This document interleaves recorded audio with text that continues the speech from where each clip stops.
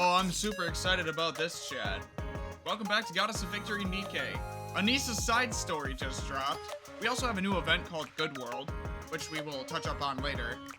But obviously, we're here for the insane lore drops that comes with every side story. And this one is of particular importance to our lovely soda-loving gal. So of course, without much further ado, the main reason I wanted to hop on this real quick, like literally day one, it's not just because I'm super excited about this event, even though it might hurt me inside. The information from this lore drop is gonna be pretty insane. I am guessing.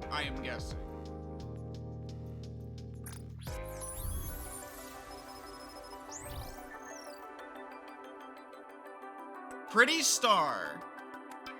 So it sounds like we're gonna get the origin and lore drop of Pretty herself. Because supposedly it takes place after the Reclamation War. So this will be pretty insane, I think. And yes, I know I need to do the other side stories like Mudfish and stuff too. In due time. But we're here for one important story mode event. This takes place after the Arc Guardian story event is closely tied to Chapter 42. Okay, yeah, so keep that in mind as you're watching this, by the way.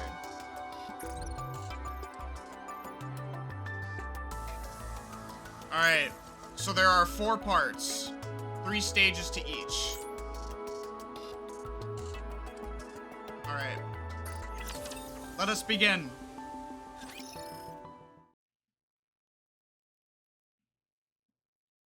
Yes. Will we get perhaps a peek in the past at entertainment? President Mustang. Mustang stares at the brilliant light beyond the monitor. He closes his eyes slowly, and memories of the past flicker across his mind like fast-moving film. Pretty. I'm off. Wait! No, shut up. Frisia is pretty?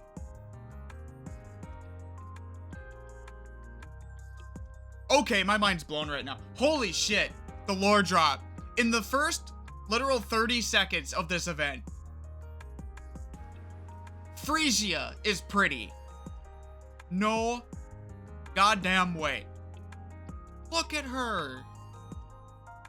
That was the little girl from Arc Guardian.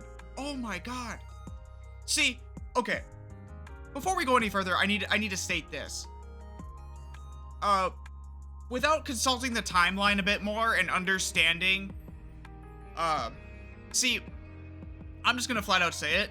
For a short period of time, I thought Frisia was Ingrid. That's what I wanted to say, but I didn't understand the timeline very well.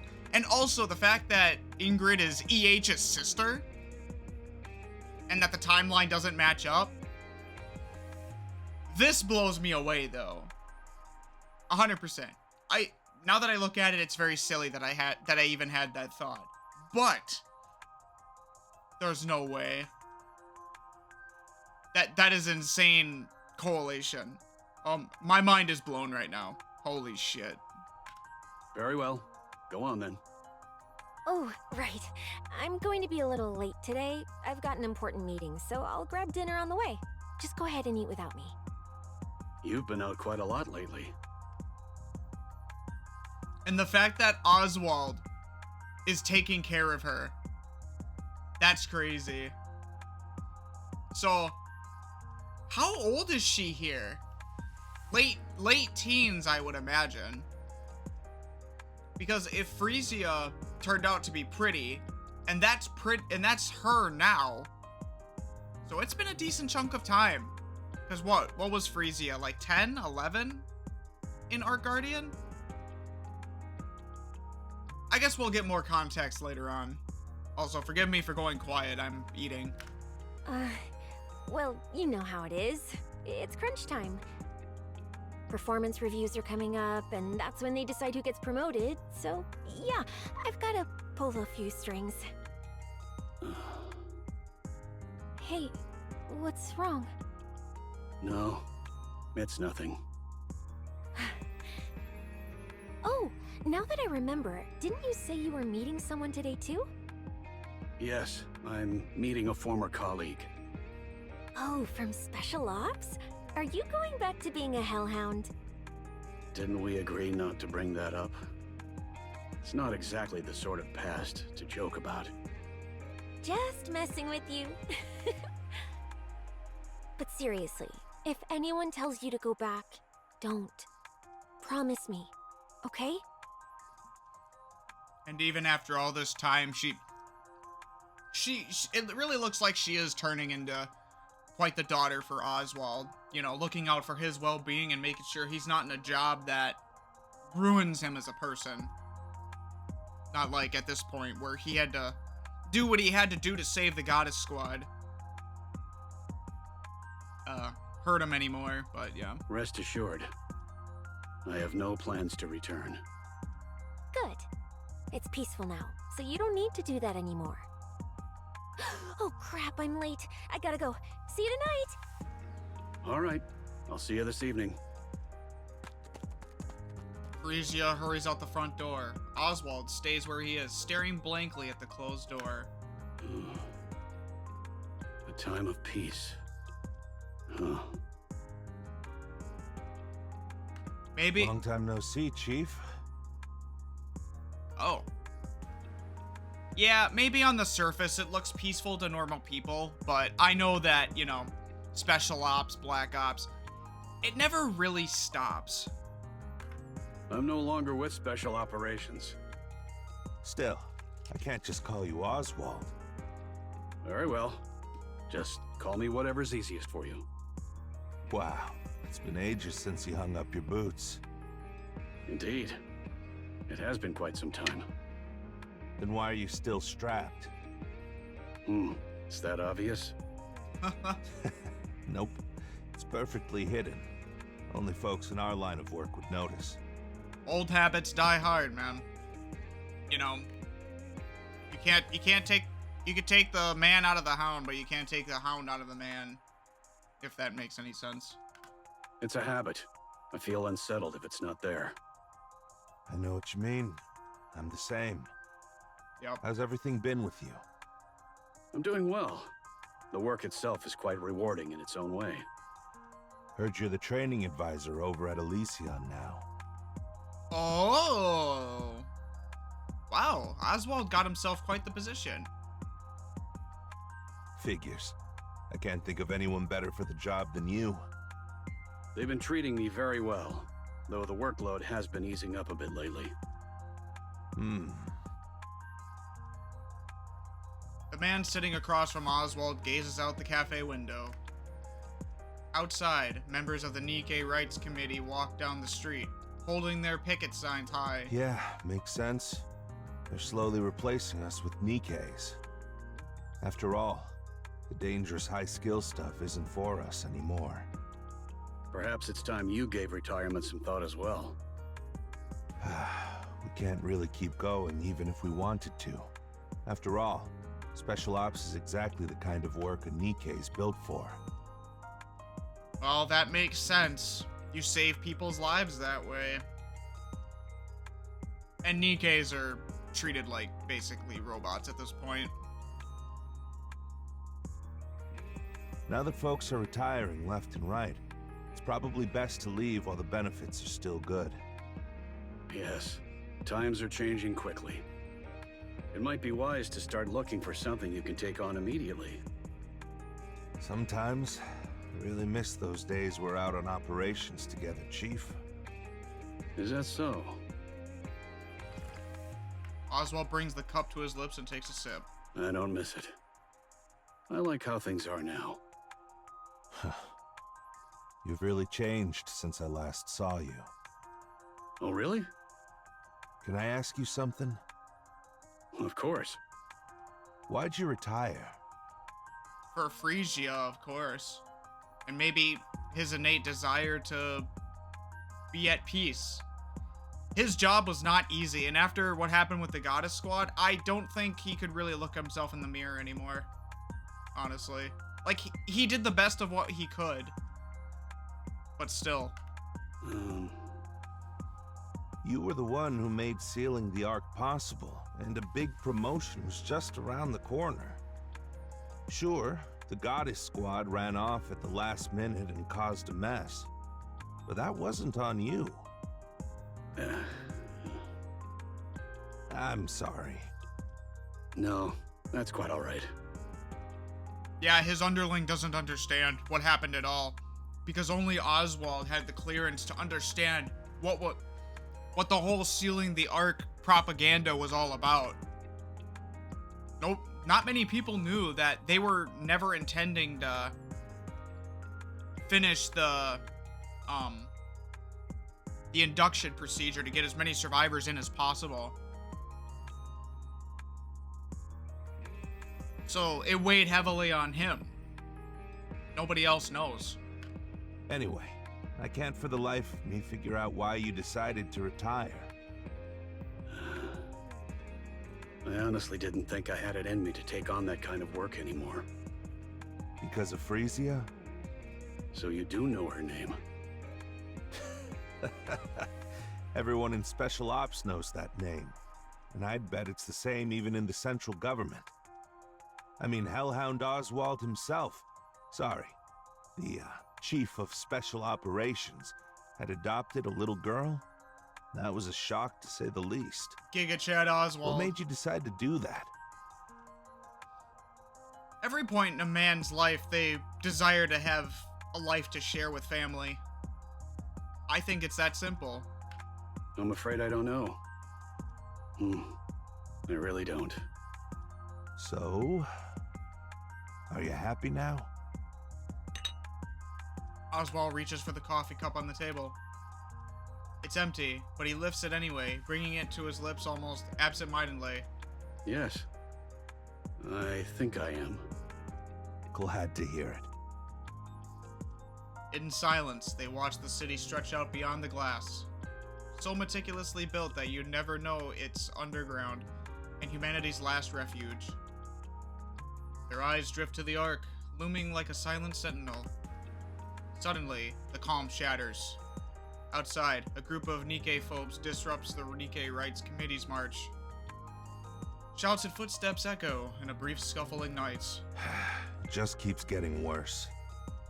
They push the blame for the surface reclamation war on the NIKKEs, turn citizens against each other, and quietly step out of the spotlight. The central government hasn't changed one bit. Yeah, no. They're still antagonists in their own right. Always have been.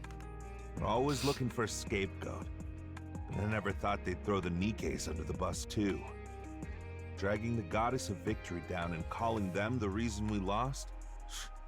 Honestly, it makes me sick. Damn straight. They were the ones fighting for us. Why the hell? Like, they were expendable by the end of our Guardian. That's what the VTC was doing. That's what they were trying to plan to do. They were gonna replace them like nothing. The central government's no better either. Like, both the VTC got destroyed by Anderson, so. And they're different at this point in time, with Neon at the helm. But, yeah, they're both antagonists here within the walls of the Ark. I'd advise against making remarks like that. Now I get what you meant when you said you couldn't keep doing this. Back then, I honestly believed that no matter how dirty the work, it was necessary to protect humanity. Now, people in that line of work are just realizing that everything is just a fraud, a flop. It was never for the benefit of the true benefit of humanity. It was, you know, that whole, oh, the strong should survive and the weak should be whittled out, and yeah, it's all to fit a sick agenda. We were getting torn apart, literally, by those insane raptures. But that's not the case anymore. The surface hasn't been our problem for a long time. It hasn't even been that long since we came down to the Ark, and already things have come to this. All I can do is sit in my room and watch them tear down the very ones we used to look up to, just to save themselves. It leaves a bad taste in my mouth. Straight up word, man. Preach the exact issue. It's disgusting how they view the Goddess Squad. Nobody even knows they exist. But, you know, by the time the main character, us, and our commando unit comes to being, nobody remembers the Goddess Squad. Like, they've been wiped from history. Ah, I see. So that's why you asked to meet today. Yeah, I've been thinking about retirement too. We've never really been the type to do ordinary work, right? That's why I've been curious about what life after retirement looks like for you. I guess I was hoping for a little reassurance. Or maybe just a bit of hope. What do you think? You know, I think it's time I retire. Seeing you doing well gives me some peace of mind. That's why I'm done serving a place like this. Up on the surface, I was blinded by grand ideals. But down here, I finally see things clearly. Yep, everything changes when you stop fighting for survival and you start fighting for the ideals of a greater power. You start to see right through it.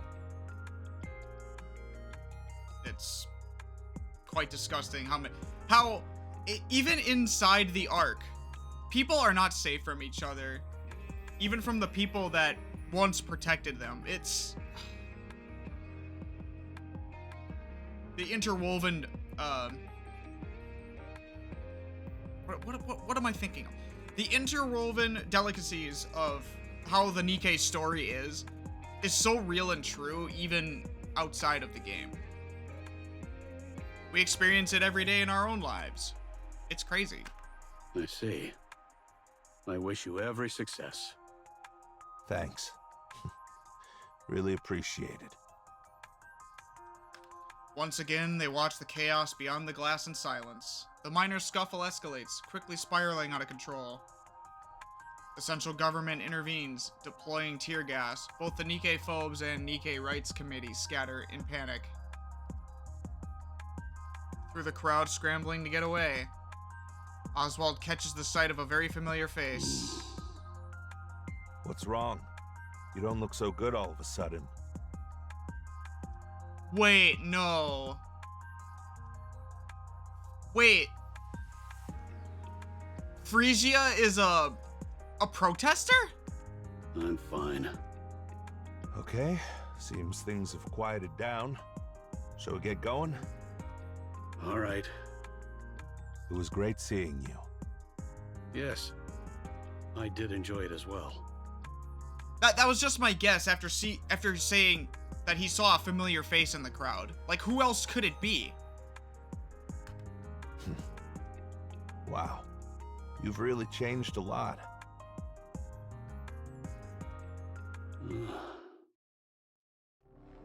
Oswald sits on the sofa, staring into the darkness. He doesn't close his eyes. The moment he does, he hears the reproachful voices of his heroes. Memories come unbidden. Of the times he betrayed the very people he once admired. He tries to tell himself he had no other choice, but the comfort never lasts. After all, the truth remains unchanged. He had abandoned them on the surface. He had turned his back on his heroes. There was a time when that self-loathing consumed him, when he couldn't escape it. He thought about ending everything dozens, even hundreds of times. Oh, Oswald. I really don't blame him at all. What else could he have done in that scenario? But I guess the guilt never goes away, even if overall it might have been the right thing to do. But every time... I'm home. Huh? Hey, what are you doing sitting in the dark? The lights come on and Oswald winces against the sudden glare. Are you okay, mister? Did you get into a fight with the person you met today? But every single time, he is saved by a girl who has with no ties to him, who looks at him straight in the eye and asks if he's alright. Mister? Frisia, Yeah? What's up? I know you've been working with the NIKKE Rights Committee. Yep. That basically confirms that's exactly who we saw in the thing. Don't.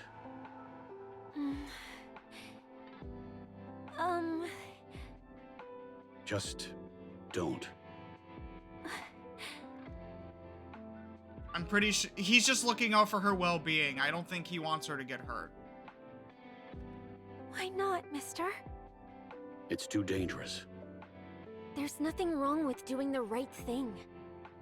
How can I just stand by when people say the Nikkes are the reason we lost the surface reclamation war? So all that talk about getting promoted wasn't about your job after all. Yeah. I'm getting promoted to team leader. So, what's your goal? I want to make everyone look up to the Nikkes once more. How do you plan on doing that? I'm not sure. But I can't just stand around doing nothing. Frisia, the Ark has no need for heroes. There must be none. It's really what they want you to think. Otherwise, they'll only be dragged down in the end. And Oswald would know better than anyone exactly what happens to heroes in the Ark. What you're doing now isn't just pointless. It's downright dangerous. I don't see it that way. More and more people are joining us, and one day everyone will see that the Nikkes aren't a symbol of defeat. They're the goddesses of victory. Don't do it. Oh, come on. You loved the Nikkes, didn't you? And the goddess squad too. Not anymore. Frisia gestures toward a pair of leather gloves inside an acrylic case atop the living room display cabinet. Red Hood's signature is scrawled crookedly across the leather. You tell yourself that, Oswald, but you still think of them as heroes. Even to now. You just try not to show it because it hurts too much. And you know there isn't a lot to be done to give them proper justice. What are you even talking about? You keep them on display, clean the case every day, and always end up smiling whenever you look at them. That lie doesn't make sense at all. So why are you doing this? There's nothing more painful than seeing someone you've long admired brought down. Exactly. That's why we're going to stop it. You can't stop it. The top brass won't allow it. I know. The central government needs a scapegoat, and I get why they're letting those Nikkei folks run wild.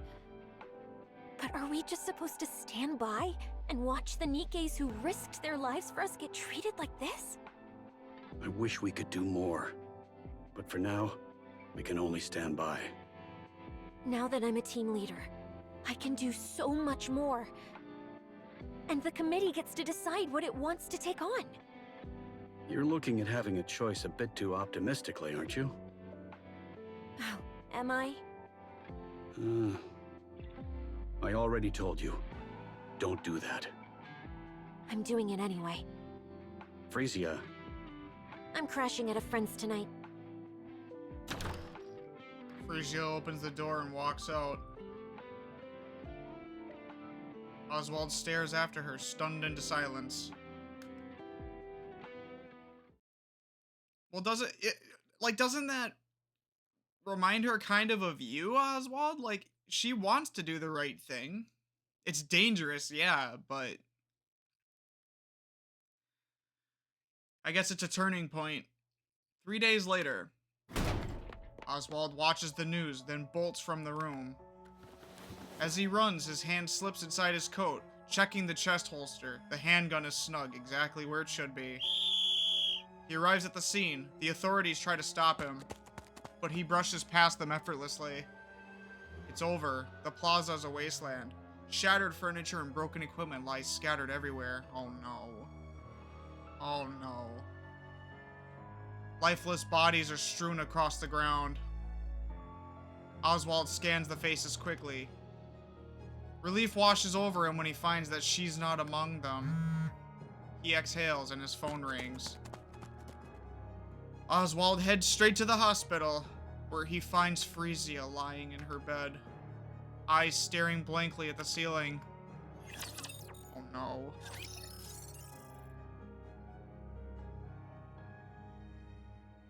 I knew that was gonna happen. I knew that was gonna happen.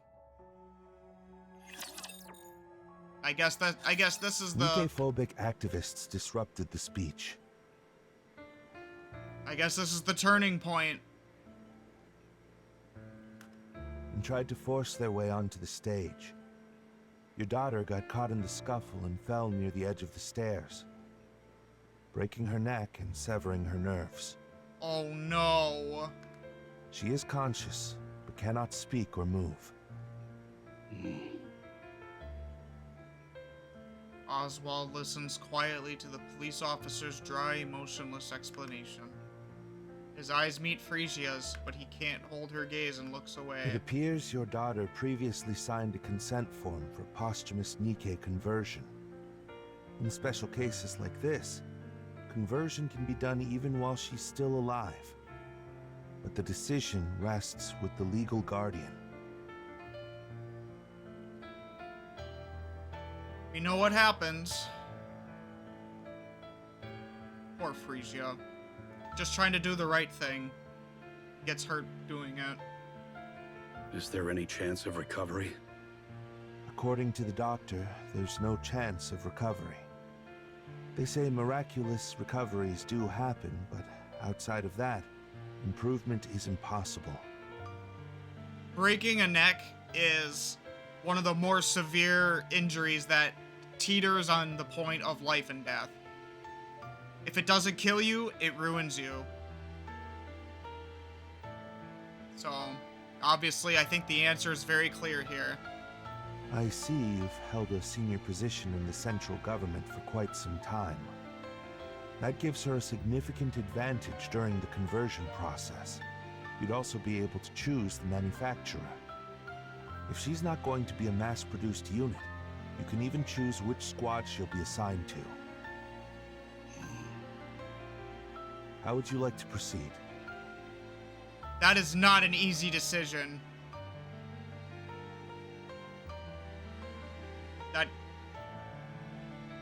But it's the only way to save her at this point. I'll need some time to think this through. Understood. How long should we wait? I'll contact you directly. Noted. Please be aware that we can't be reached by phone on the weekends. Got it.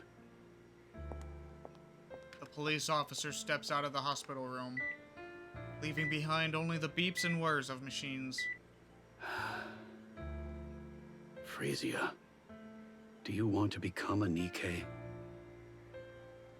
Frisia blinks. Silence hangs in the air. After staring at Frisia for a long while, Oswald finally speaks. I don't want that. I can't bear the thought of you forgetting me. So, promise me you won't forget me. Frisia blinks, tears streaming down her cheeks. All right. Until next time.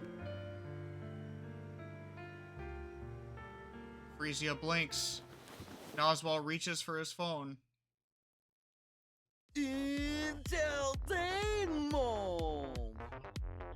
What the hell? Is that Mustang? Holy shit. What? What is... Wait. He has a different theme song. Bro, this is like Giga Chad Mustang. What the fuck? Or Sigma Mustang. I swear, this guy has immaculate drip no matter what scene he's in. I gotta admit, the old drip has something on me. But why does he look? He looks more like a mafia boss. He looks kind of foreboding. VIPs of the hour, mes amis. What the hell? His voice, though. Oh, wait a minute. Is this during the... This is what Velvet was talking about, isn't it? This is old Mustang. Oh. Uh-oh. Enjoying yourselves, oui? Soft murmurs ripple through the audience. Ooh la la, barely a whisper. Tell me, did les spectacles tickle your fancy, Michelle? Audience erupts in cheers. Et voilà, today's extravaganza draws to a close. Dude, he is so different. Holy shit. Take care on your way home, Michelle. People are filing out, their footsteps fading into the silence. Mustang watches until the last audience member disappears, then makes his way backstage. A staffer hands him a drink. He sips casually, then flings the remainder across their face. Oh no. Yeah, this is bad, Mustang. Oh boy. We have to remember, chat. We have to remember. Mustang's different now. He obviously had a change of heart. You know? I'm not saying he's immune to skepticism or judgment for what he may or may not have done in the past, but we will judge it as it goes, and that's exactly what I'm going to do, even bearing in mind what Mustang is now. Get the sweetness right. I won't repeat myself. Jesus. Mustang enters the monitor room and sinks into an extravagant single-seat sofa that looks completely out of place.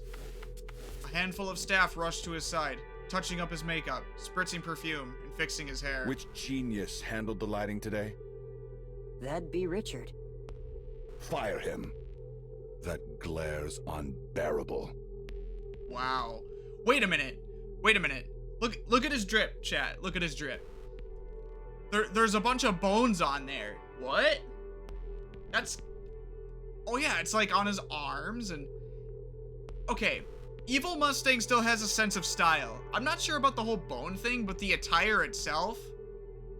Yeah, very crazy. Also, this makes Mustang look way more, bulky than his current stature. Also, this guy's voice actor, I think he was in Cyberpunk. He sounds like, that one dude from the DLC. How'd something like that even make it into the Ark? The setup's exactly the same as always. Do you have any idea how blinding those things were today? Okay, maybe not. A similar vocal tone. But, oh my goodness. Mustang, but in the past was kind of a tyrant, Jesus. Richard has been with us for 3 years, and this is his first mistake. Fire him. Now. Understood. And what's with the audience tonight? So lukewarm. Pathetic. Every last one of them. Damn! He wasn't impartial to the crowd either. Dude, past Mustang was just a different breed. I give them a rare performance like that, and this is the thanks I get? I'll look into it. Who's in charge of marketing? Bring them to me. Oh boy. He's just stepped out to the restroom for a moment. Didn't I say to wait here until the show's over? Am I a joke to you? He's been unwell with gastroenteritis for the past few days. I was worried it might get worse if left unattended, so I sent him to the restroom. And just who do you think you are?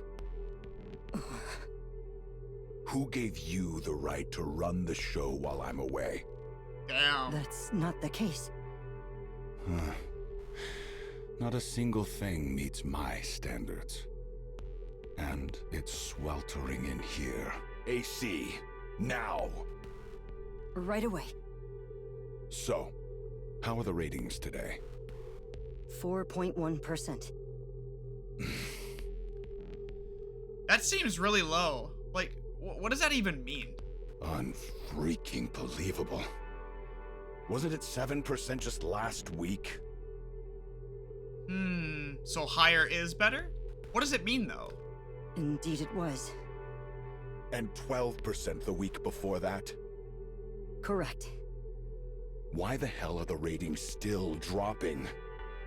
Our survey shows that the biggest criticism is a lack of novelty. Mustang kicks Hansen square in the shin without even standing up. Jeez.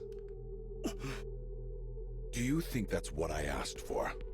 I told you to come up with solutions, countermeasures. And here I am parading on stage like some miserable clown, blowing kisses for everyone to see. And you, what exactly have you been doing? Hey, Hansen.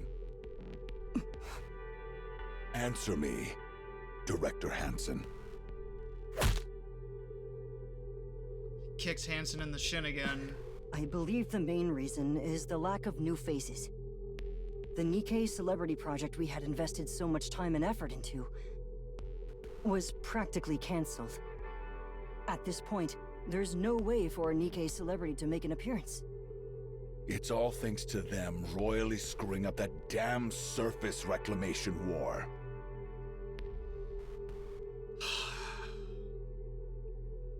So he even goes as far to be like that then. That's crazy. That seems to be the main reason. Public opinion of NIKKEs in the Ark has grown highly hostile. So it's an inopportune time for a NIKKE celebrity to step into the spotlight. Hansen, do you have any idea how much I poured into the pockets of those big shots when the Ark was built?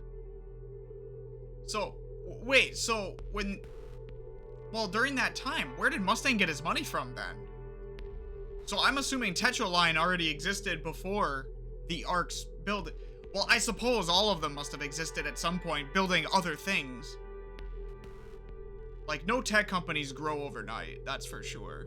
So they must have been making other things beforehand, but jeez, man, antagonist. I don't like antagonist Mustang very much. I'm not sure. A lot.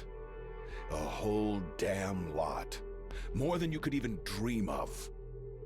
And I kissed every ass I had to, all while spouting some crap about the good of humanity, just to get my hands on NIKKE manufacturing tech. Oh, so... Okay, so he basically did some work to obtain the NIKKE crafting stuff. Okay, I see. So that means his tech company must have been building other things beforehand. That makes so much sense. Why, you ask? To secure the monopoly on NIKKE entertainment inside the Ark. Well, I mean, you succeeded on that, at least, in our time period.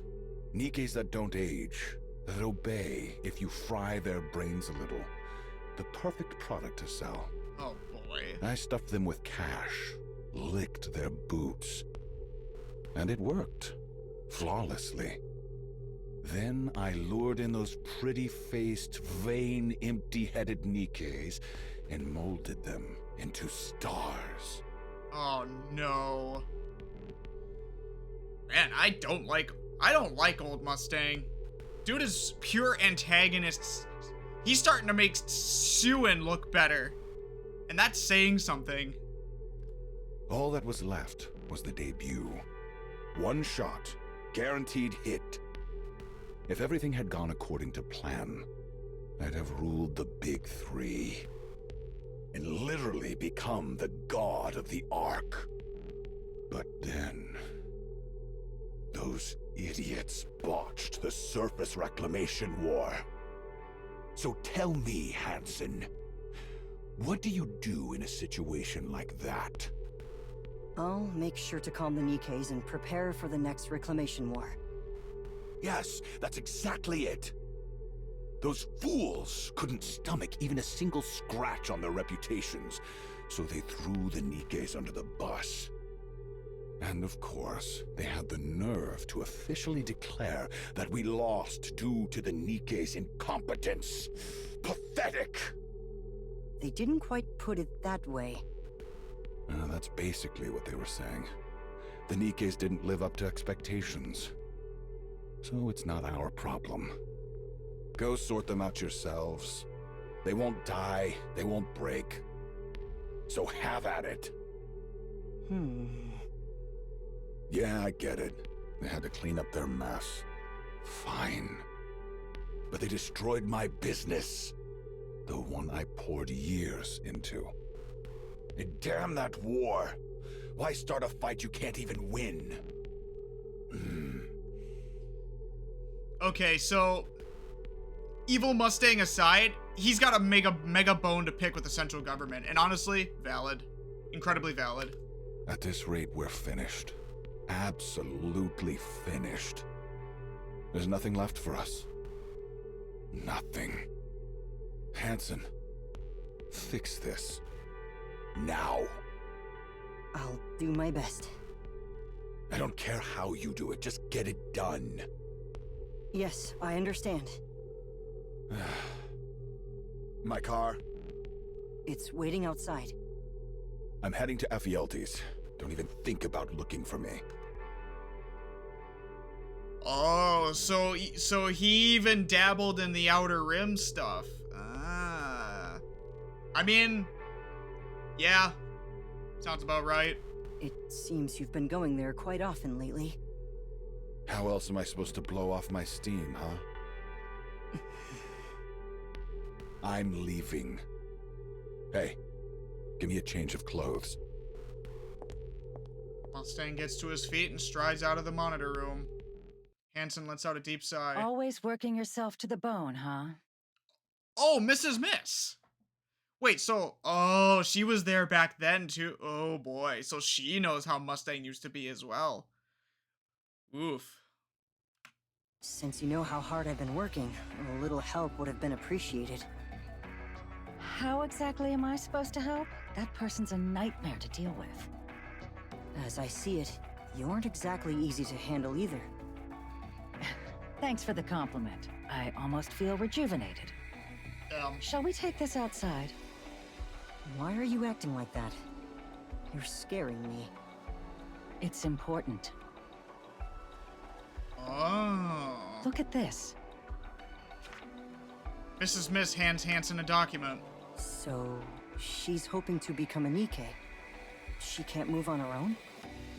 Yeah, she'd already worked her way up to team leader at the Nikke Rights Committee. When the Nikke-phobes attacked her, completely severed her nerves, poor thing. Okay, but what am I supposed to do with her? So that's how she ends up in the hands of Tetra? But why specifically Tetra? Like, what? Let's bring her in. Pardon? A woman who died tragically while campaigning for Nikke rights. Reborn as a Nikke, she's back to fight for the goddesses of victory in her own way. Quite the picture, huh? Are you suggesting we bring her into the entertainment industry? That I do. We don't even know what kind of talent she has. At this point, her story is her talent. If we play our cards right, it could flip everything in our favor. I suppose that may be true. We're doing this then? So they used her as the notion of getting Tetra back to glory. Yes, I'd appreciate it. Holy shit.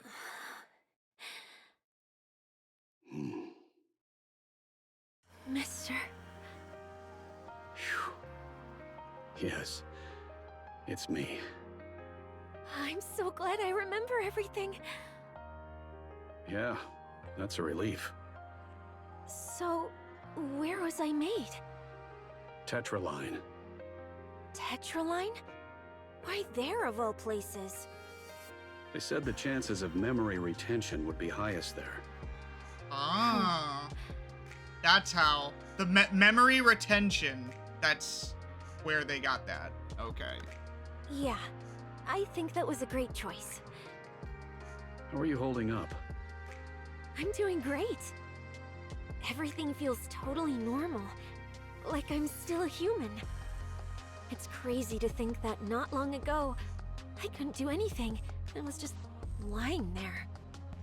That won't happen again. Yeah, looks like I don't have to worry about breaking my neck anymore. Should have done this ages ago. Frisia, that's enough. I've come this far, so I can't stop now, can I? Nikke's are managed by the Big Three, but they answer to the central government. There's no way the government would allow their rights to expand. From the government's perspective, the Nikke phobes are useful. So you think it's okay to just let it be? There's no helping it. Huh. I don't think so. Now that I'm a Nikke, there's so much more I can do. I'll make it happen, no matter what. Sorry, I'll be right back. I need to take this call. Sure, go ahead. Secure line. Oswald speaking. Chief, I heard your daughter became a Nikke. Does she still have her memories? Yes, her memories are intact. Thank goodness. And since she's your daughter, I took a quick look at the data just to make sure everything looked normal. Frisia, she's born to do this. Born to do what? I'm not sure I follow. Her combat skills are no joke. If I had to exaggerate a bit, that's Lillyweiss for you. What? Wait a minute. Hold on. You can't just bring Lillyweiss into the conversation and say that the combat skills are way up there. There's no way that Frisia would have the same combat ability as Lillyweiss. Of course, she's not quite at Lillyweiss's level, but she's close. What? Shut up. Honestly, there's nothing stopping her from becoming the next Lillyweiss. From a Tetra Nikke? So what determines combat prowess? Is it not the body? But in the innate ability of a person turned into a Nikke? Like what? Chief, you still there? I have a favor to ask. Oh, yes. Go on. Could I ask you to alter the data? At this stage, becoming the next Lillyweiss wouldn't do any good. She'd just be used as propaganda by the central government. Exactly. More people would end up dying pointlessly on the surface. And one person alone can't change anything. But Chief, the mere fact that there's a successor to Lillyweiss at this point. What does that matter?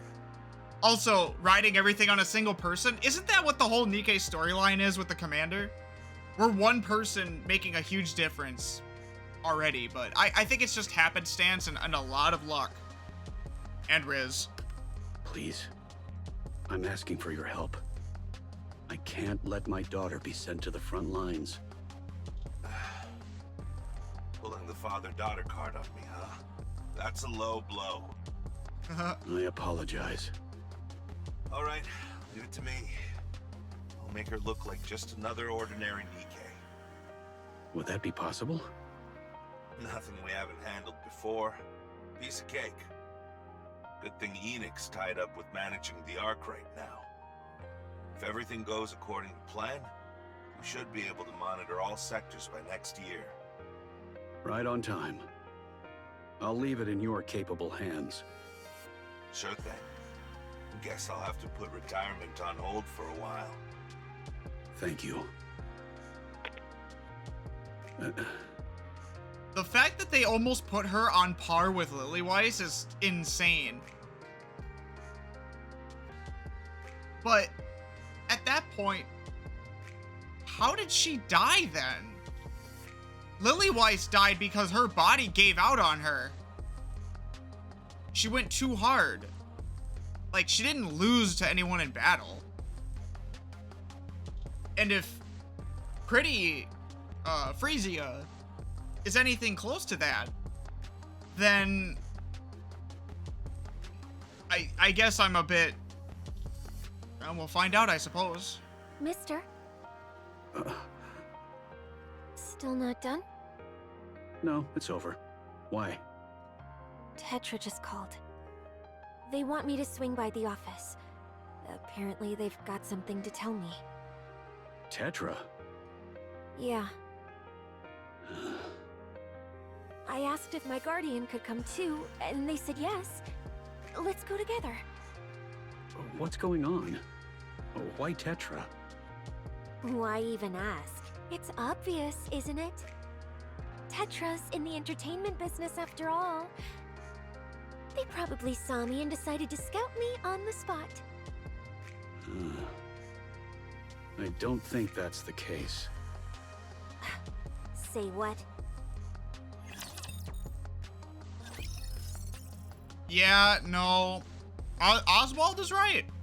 That's not what they want you for. Well, not in a normal sense anyway. Anis! Human Anis! Oh my god. Wait, why does she look so upset? Anis stares intently at her desk. Every inch is scrawled with scribbles, so crude she could barely bring herself to read them. She grabs a wet wipe from her bag and tries to clean them, but they won't budge. Permanent marker, huh? Anis scans the classroom.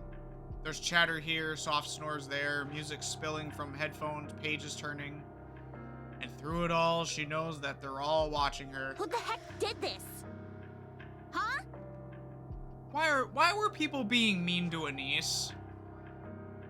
She gets no reaction at all, as though she's not in the room. Oi! Who the hell did this? Still no reaction. Anis strides up to a girl talking with her friends. The girl desperately tries to ignore her, but Anis leans in, their faces just inches apart. Hey, sorry to cut in, but do you know who messed with my desk? I don't know, comes through the predictable reply. Meanwhile, Anis stares at her without blinking. Was it you? Watching the girl vehemently deny it, Anis furrows her brow in frustration. As she straightens and shouts at the class. I don't even care who did this. Just tell me why. Huh? What the hell? If you're gonna screw with me, the least you can do is give me a reason. Man, I love Anis. She is straight, no bullshit. Just confrontational and straight up when necessary. The classroom becomes so quiet you can hear a pin drop. Seriously, this is driving me nuts. And it's not even the first time. Anis sits at her desk and pulls out another wet wipe. She scrubs furiously, and the scribbles start to come off, little by little. The red writing comes off far more easily than the rest. She stares at the red stains left on the white. Then she shoots to her feet. Without warning, she clamps a hand around the back of the girl's neck in front row. Oh, jeez. Class president. Hey, class prez! You're supposed to set the example. So, care to explain why you pulled a stunt like that? And don't act like it's your first time either. Straight up. It wasn't me. Weren't you bragging about the new lipstick just the other day? The color's hard to miss. Oh, she's smart. That's our Anis, all right. Thought you said it was expensive, but here you are using it to scribble. Must be nice having money to burn. Anise clamps down harder on the nape of the girl's neck. I wasn't the only one. But you're in on this too! Come on, class prez, step up and take the hit for the whole class! The class president rips herself away from Anise's grip, rubbing her neck as she glares icily. You wanna know why? You're a nobody, yet you strut around like you're all that. That's why. What the hell are you talking about? You're an orphan. That's a low fucking blow. Really? What a bitch. You only got in here on some scholarship. You've got absolutely nothing. So why do you strut around like you're in charge? I'm the leader. I'm the class president, not you. Oh, I get it now. You're from some perfect family, so you get to be class president. And me? No parents, scraping by on government handouts. And suddenly, I'm a threat to your precious spot. Yeah! Tell it to her, rich snob. That pisses you off, so you pull this kind of crap, right? Please, know your place. Just because everyone humors you, doesn't mean they actually like you. The classroom door slides open, and the teacher enters. What are you doing? Nothing at all. Sit. Class is starting. The class president glances at the teacher and quickly returns to her seat. The teacher eyes Anise for a moment before walking toward the podium. Anise lunges at the class president. Hey! I'm not done with you yet! Oh, Anise. No. Teacher! Teacher! I How many understand. times is this now? I understand, Anise. I really do. Dunno. Can't remember. Stop causing trouble. She's the one who started it first. I didn't do a single thing. I'm not saying she's in the right. But things like this don't just happen for no reason. It might help if you take a hard look at yourself. Are you for real right now? What? What? Whoops. My bad. That came out wrong. I just meant it's a shame you're only bringing it up now. Oh my But god, hey, Anise. teacher, I've thought it over, and honestly, I don't see a single thing I did wrong. You were the cheer captain at the recent sports festival, weren't you? Yeah? You volunteered? Yep. Why? Obviously, I'm the best at it. I can plan the moves, lead the team, and have a pretty decent personality to boot. And the others agreed? How else would I become the captain? Why didn't you just let the class president have it? You know What? how it is, Anise. The class president. Yeah, her parents throw money at the school and she's just as dumb and selfish as you'd expect. So you know, Guess that explains it then. Isn't that way too blunt for teaching a kid how messed up the Ark really is? I mean, straight up, yeah. You think this only started when you came to the Ark? No. It's a culture with its own history and traditions. Yeah, unfortunately, that's a type of culture that really shouldn't exist, but you know, post-apocalyptic, sanctuary city underground, the only last bastion of humanity. Yeah, things like that tend to develop. All right, Anise.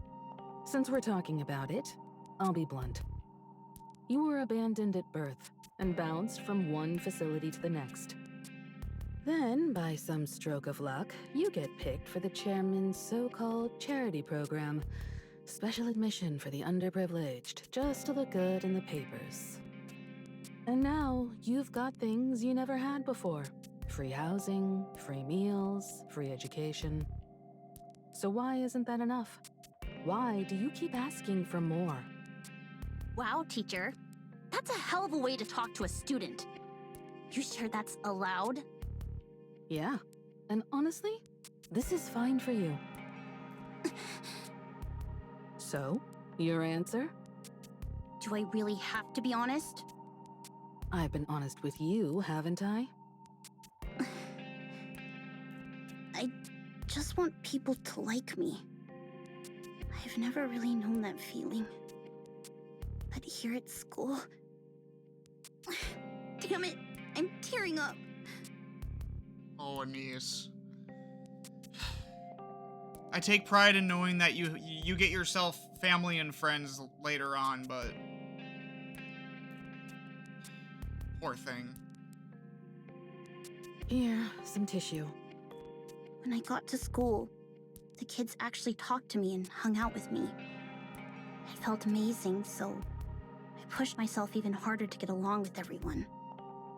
I thought that if I worked hard and did well, maybe they'd like me for it. You're lonely, aren't you? Yeah, always. Why don't you just quit school? Wow, you really don't hold back, do you? You're not going to get what you want here. The class president will keep pushing you around. I mean, the teacher's straight up, though, at least. Like, brutal honesty is all that's coming from her. And all outside activities, even part-time jobs are off limits, so you're just stuck here. At this point, you might as well quit and do what you actually want. You're living your life well because you work hard and fight for what you want. Honestly, that's impressive. But not here. Here, you'll get completely crushed, and all your effort will count for nothing. Okay. W teacher for spelling it out how it is, at least. The memories you make in school, they'll stick with you for the rest of your life. So quit. Transferring would be tough, with your special admission and all. Still, wherever you end up in the world, I'm sure you'll manage just fine. Come on, teacher. Give me a hand, will ya? No, you know how it works. I've got bills to pay, and the chairman's the one paying me. Think it over. Now go back to class. Teacher! There's nothing I can do. I'm sorry. Thanks for apologizing anyway. He steps out of the teacher's room. She pushes open the classroom door and steps inside. The lesson is in full swing. Teacher talks, students scribble and whisper, but no one so much as glances her way. Anis makes her way to her desk that's even more clustered than before and drops into her seat. After a while, she leans forward and rests her head on the desk, awake but motionless.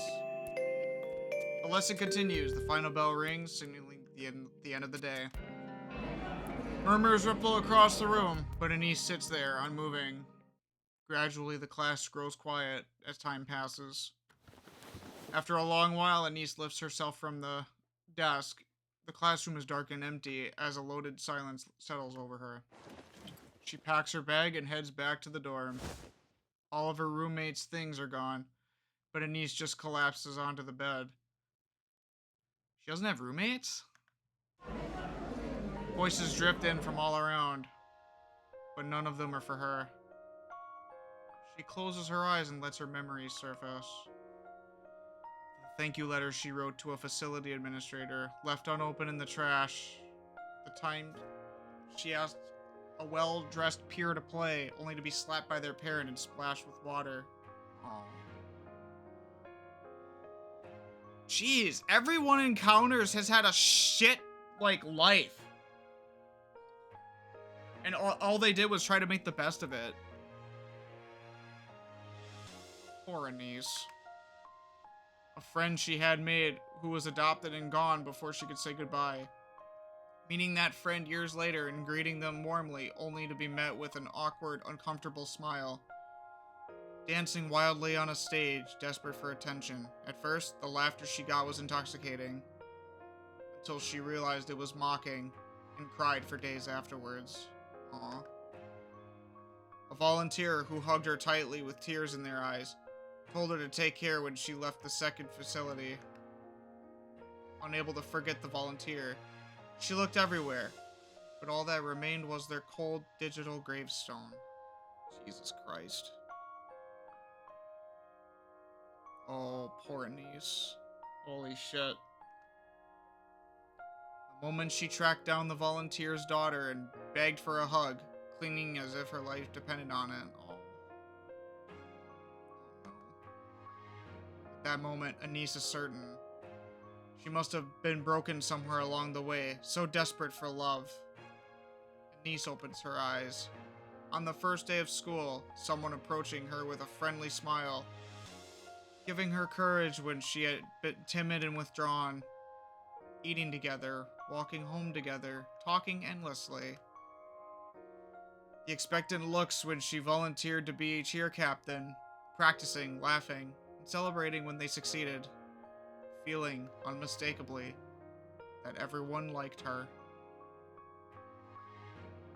I think everyone has that moment where they just want everyone to like them. And at that moment, Anise is more certain than ever. She isn't broken. She's better than she ever imagined. That's why she doesn't want to let this slip away. Even if it's fleeting. Not even half a year. It's a time when she can finally be like herself. Anise closes her eyes again. It's okay. I can go back. Yeah. The next day. Anise opens the classroom door and walks in. Hey, good morning. Oh, Anise. Oh, poor thing. There's no response. No one even glances her way. They finally finished the construction by the school gate. Gotta admit, it looks really nice.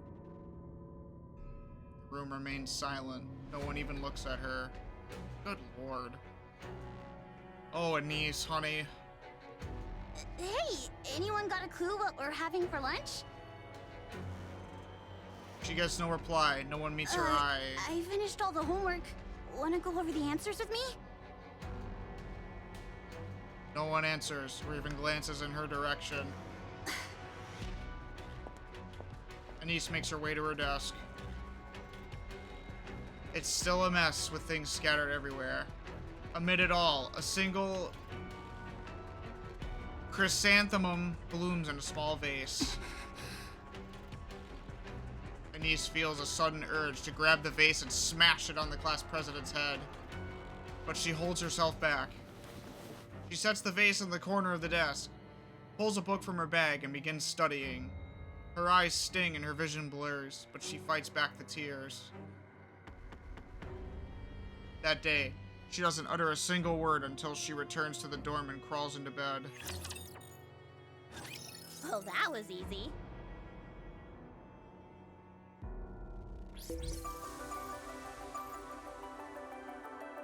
God, why are people like that to her? Like, what the hell? Me? A celebrity? Really? Oh. Looks like we returned to Frisia's story. I'm molding at how people treated Anise, just because she came from a different background. That's insane to me. I've dealt with people like that before, though. So I can't say I'm too surprised. People suck. They will literally judge you based on things that you can't control. People can be so wonderful, but so horrible at the same time. Yes, that's correct. Tetraline would like to formally invite you to debut with us.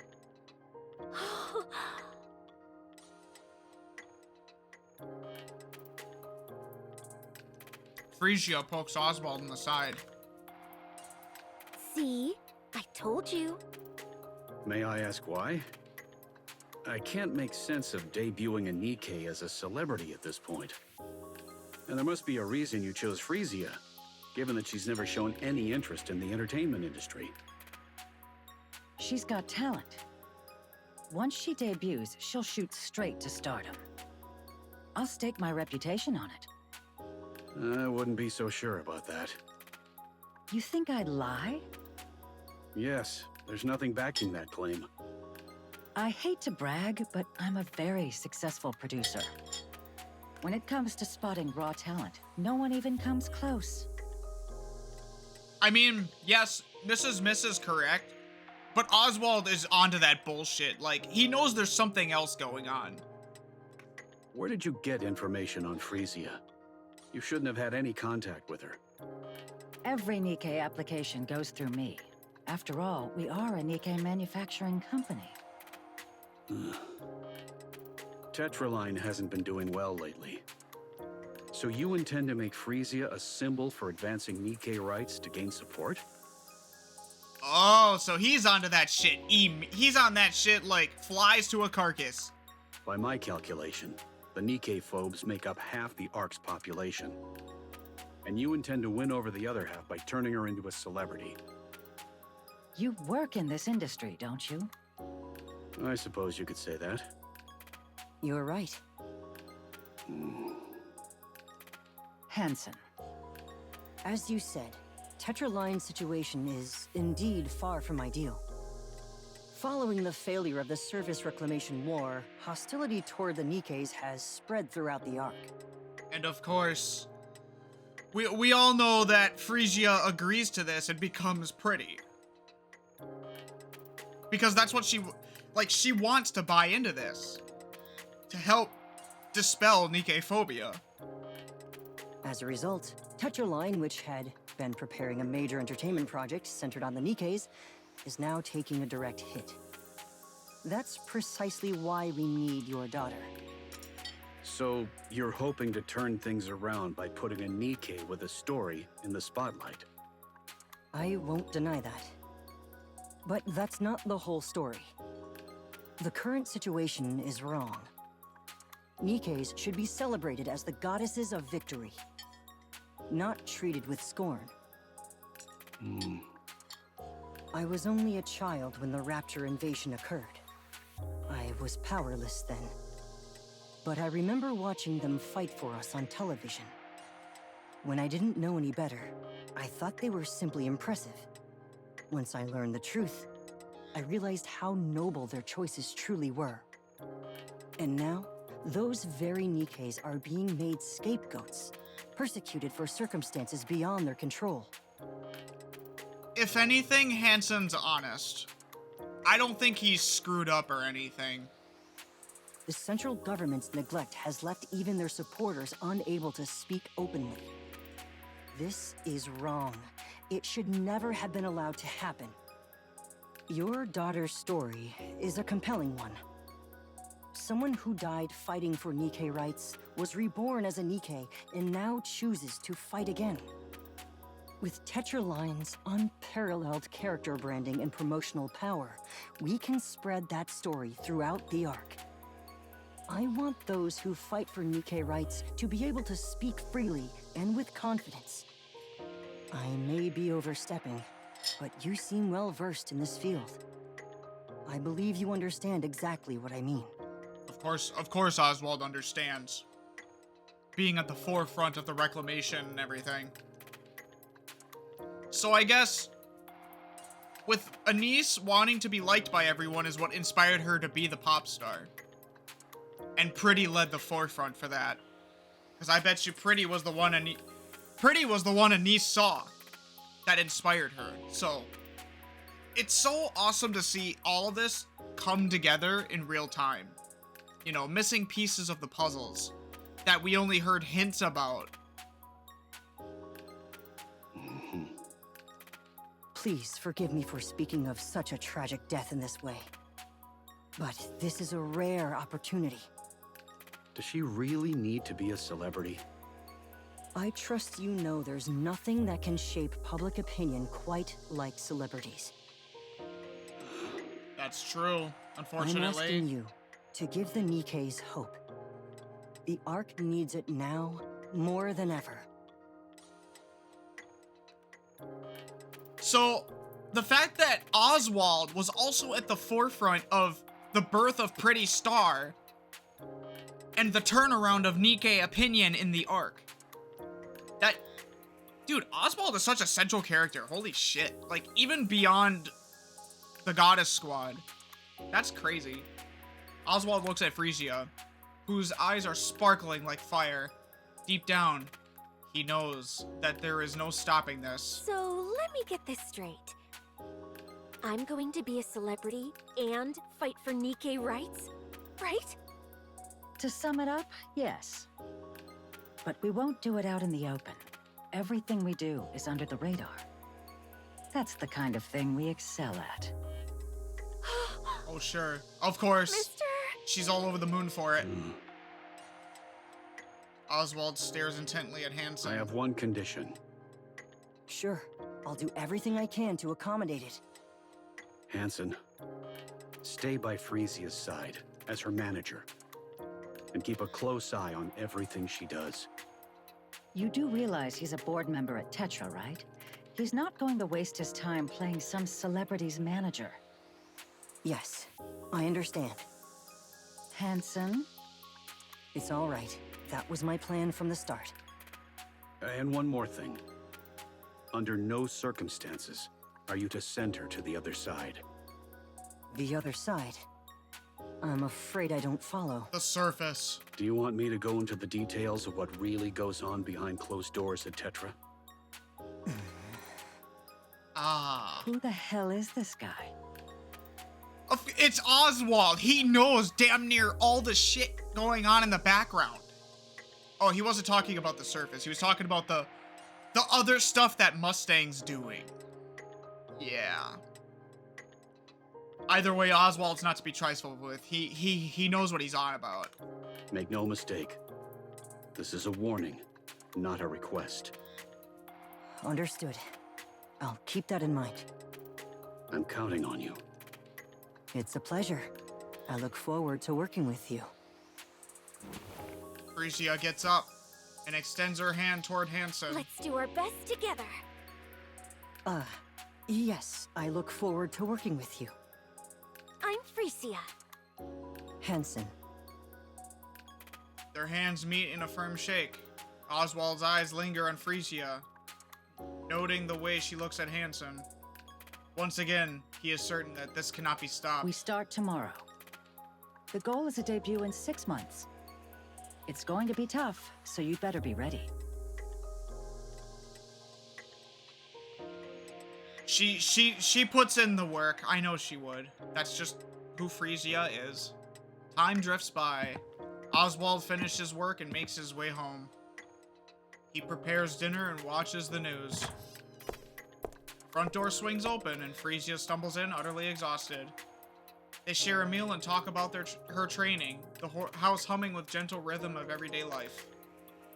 Frisia drifts off to sleep, and Oswald turns his attention to the work waiting for him tomorrow. He's completely settled into this rhythm, this quiet repetition of days. If life could flow like this forever, he thinks that there would be nothing left to wish for. But a week later, Frisia steps into a new world. That night, Oswald lies awake, wondering what he can do for her.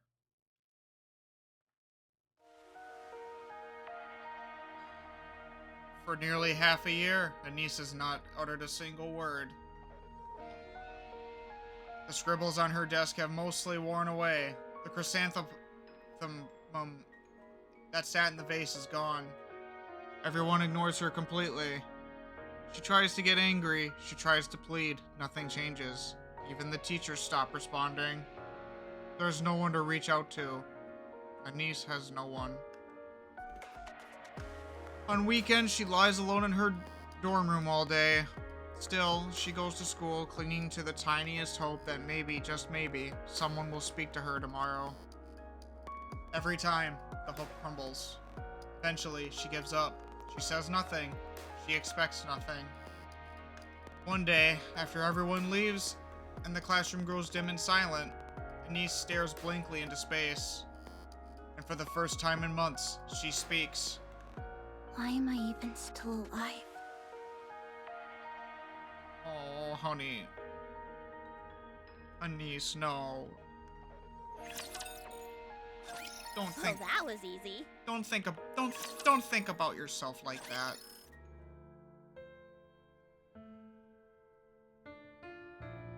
Oh no. ANIS sits on the rooftop railing, staring blankly at the sky above. She pulls out her phone, scrolls through her recent messages. Hey, I have a question about something from class today, haha. She tried to sound casual, but the message remains unread. Her outgoing calls go unanswered, one after another. Not a single incoming call has come through. For a moment, she wonders if she's forgotten how to speak at all.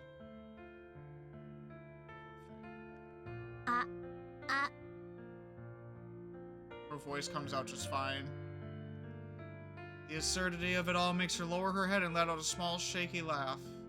Poor thing. Soon, the laugh turns into sobs. Tears stream down, soaking her pants. She wants to be loved. Really loved, in a way she's never known. I wish I hadn't known. I shouldn't have let them get to me. Niece makes one last call to her teacher. It goes unanswered. Anise, no. No. She pushes herself up, balancing on the narrow railing. And then she closes her eyes. One step, that's all it takes. Just then, music blares throughout the arc, loud enough to shake the air. Holy fuck. It's bright and upbeat, and over it, a woman's voice rises. A song? It's a pop song. A light, pleasant melody with lyrics carried by a pretty voice. Shut up. Pretty saved Anise. Indirectly. Holy shit. That is so poetic.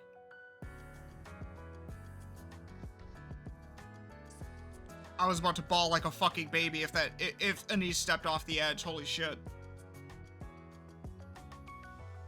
Without even realizing it, Anise finds herself drawn to the music. She knows it. The song was not written for her, and yet it fills the air, calling out to her to keep going.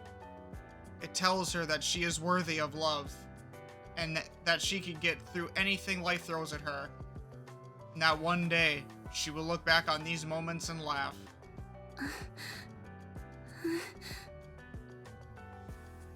It cheers her on and wraps her in comfort. It breathes courage into her. It restores her sense of self-worth. You must live. You have to live and taste the happiness life has to offer. The lyrics ride the melody, gently nudging Anise away from the railing. The song ends, but she doesn't move from that spot until morning comes. Tears streak down her face. Encouragement and support fill her heart with warmth. Anise whispers to herself as if making a vow. I gotta live. I gotta fight through this. Yes, you do, Anise. Yes, you do. Wonderful. Brilliant. Simply brilliant. You actually went and did it, huh? Thank you. And the ratings? The ratings came in at 41%. Ha! Well done. You make me proud. Thank you. You kept coming to me for money, so I had to wonder what nonsense you were cooking up. And this is it, huh? Her debut went off without a hitch. Bet it cost a fortune to stream it live across the whole arc. Well, it wasn't exactly cheap. If you need more, just say the word. I'll pour it in without hesitation. So Mustang was in for Pretty the entire time without hesitation. You've done a fine job shaping her image. A NIKKE who takes the stage for the others. Couldn't have timed it better. More likely because it was successful is why he's obviously... He is a businessman at heart, as rough as that might sound. But I guess that's how it all starts. What's next? We're currently working on it. Throw her into the spotlight. Every interview, every talk show, every damn variety program. I want her everywhere. Push her to the limit. She's scrap metal anyway. She won't tire. Make sure everyone on the Ark knows her name. Villain Mustang really rubs me the wrong way. Like, I understand he's a businessman, but Jesus Christ. Seeing him now talk about Nikke's like that, to what he is now, what was the turning point? Do we see the turning point where this Mustang turns into the Mustang we know? So, where is it exactly? What do you mean? That singing rust bucket. What's it called again? Her stage name is Pretty. Right, Pretty. Where'd she vanish to? She went home. Get her in here. It's time to celebrate. Have her start pouring the drinks. I'm afraid that won't be possible under her contract. A contract? What kind of crap is that? One of the contract terms specifies that she must rest at home. Screw your contracts. You actually went along with this bullshit? Tell him who her dad is. That'll shut him up real quick. Her guardian was stubborn and flat out refused to give his consent. What were we supposed to do? No, tell Mustang who her guardian is. He'll shut up immediately. Fucking Oswald is not someone to fuck with. And who exactly is Tell her! the Tell Guardian? him! Tell him! I'll send the materials over later. All right. Let's just see how cocky this Guardian thinks he is. You're gonna take your words back pretty quick, Mustang. Oswald is not somebody to be fucking with. That's probably why things went as far as they did, and why Pretty got treated so well, is because literally Oswald is her guardian. Here's the plan. For the next week, I want every movement recorded. The rust buckets, the NIKKE-phobes, the opposition. Don't miss a single thing. I'll deal with the central government myself. Oh? If we play this right, we can turn it into something much bigger. What exactly are you planning to do? Just corporate whitewashing. Pardon? That's enough. Bring the drinks. And those scrap metals prepping for their debut, call them all over here. Tonight, we're gonna have some real fun. Oh boy. Oh, look at her. Oh, look at you, Frisia. So that's what Pretty truly looked like. Look at her. Oh my god, she's so pretty. She's literally pretty. Wow. If you would have told me that little girl Frisia would be turn into the star of the arc. Wow. Everything happens by all the happenstance, all the luck that brought these events together is actually the world building and lore dropping is crazy. Props shift up. Holy shit. I'm probably going to say this again after the story, but yeah. Did you see that, mister? Yes, I did. So, what'd you think? Yo, a dad would not miss his daughter's recital. You know that. You did great. You looked lovely, and you handled yourself really well. Do these clothes suit me? They do. Oh, look at that smile. Still, you might want to change into something more appropriate for a meal. I know, but I really wanted you to see it. But, mister, if I dance and sing, will it really make things better for the NIKKEs?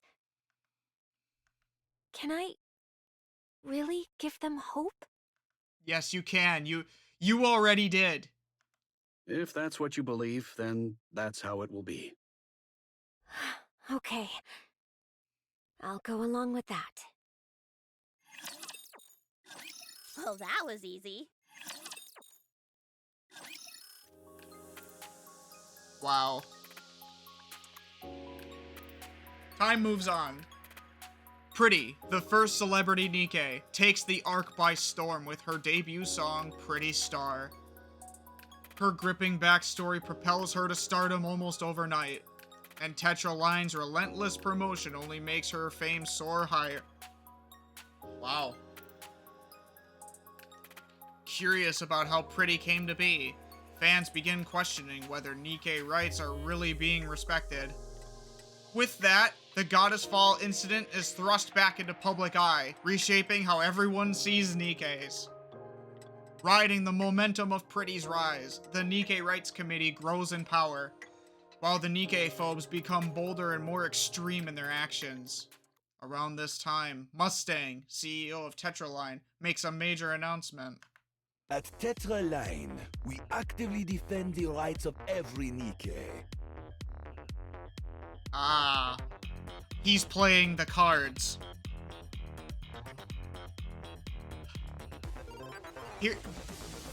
Hearing that background song of Mustangs be different is never gonna wipe off, I think. Like, it's different Mustang. They are not mere heartless weapons. No, they are comrades, liés to march forward with us. En avant, with Nikke. Riding the wave of Pretty's popularity, Tetraline launches the With Nikke campaign. They hand full control of the Nikke Rights Committee, taking a step back to sponsor it while solidifying their own corporate identity. Infrastructure and support systems for Nikkes are built, and those facing persecution receive active care. Hostility toward the Nikke phobes is no longer hidden. From that day on, Pretty becomes the public face of the Nikke Rights Committee. And with Nikke campaigns spread across the Ark like wildfire, of course, it doesn't come without consequences. Mustang, have you completely lost it? What do you think you're doing? What? The central government isn't just going to sit back and watch. One of the big three openly picking a fight with the Nikke phobes? What do you think that'll accomplish? They need the Nikke phobes, since it's the perfect tool for covering up their own mess. Old age catching up to you. Looks like you've lost your edge. Excuse me? Does it matter to the central government whether people hate scrap metals or worship them? Not a bit. All that matters is that they don't get blamed for anything. Look at this mess. The haters and supporters tearing each other apart, while the fence-sitters are too busy watching the circus. Do you think the central government has time to get involved? No. They're way too busy for that. Mustang's always been cunning. Even if the supporters come out on top, the government doesn't lose a thing. All they have to do is act like they're looking out for us, and the self-proclaimed intellectuals will lap it up. As for past scandals, easy. Just grab someone, make an example of them in the square, and problem solved. Sure, I was uneasy too. The last thing I needed was trouble from the central government. But it's all taken care of, so relax. You cut a deal with them? Remember those rust buckets gearing up for their debut? Yeah, they're already in an uproar over Pretty cutting in line. And now there's more? Don't worry. That's the last you'll see of them. You don't mean... Kitted them out with the best parts money can buy, and sent one to each of the top brass. They'll be thrilled. Yeah, I really don't care for Mustang treating Nikkes like that and trying to sit behind the Nikke support to ride his own personal wave to the top. Old Mustang was a criminal, damn. And if anyone thinks of messing with us, we've got leverage ready to keep them in check. Oh, okay. So a double-edged blade, I see. And if that doesn't work, we can always send Shade to slit their throats. Ah, Shade mentioned. It's not exactly rocket science. Do you even realize who these girls are? I raised them myself, with meticulous care. Yeah, and I raised them on my dime, so they owe it all to me. Damn. God, I could not imagine Mustang being like this, but yet here he is in the past. Jesus.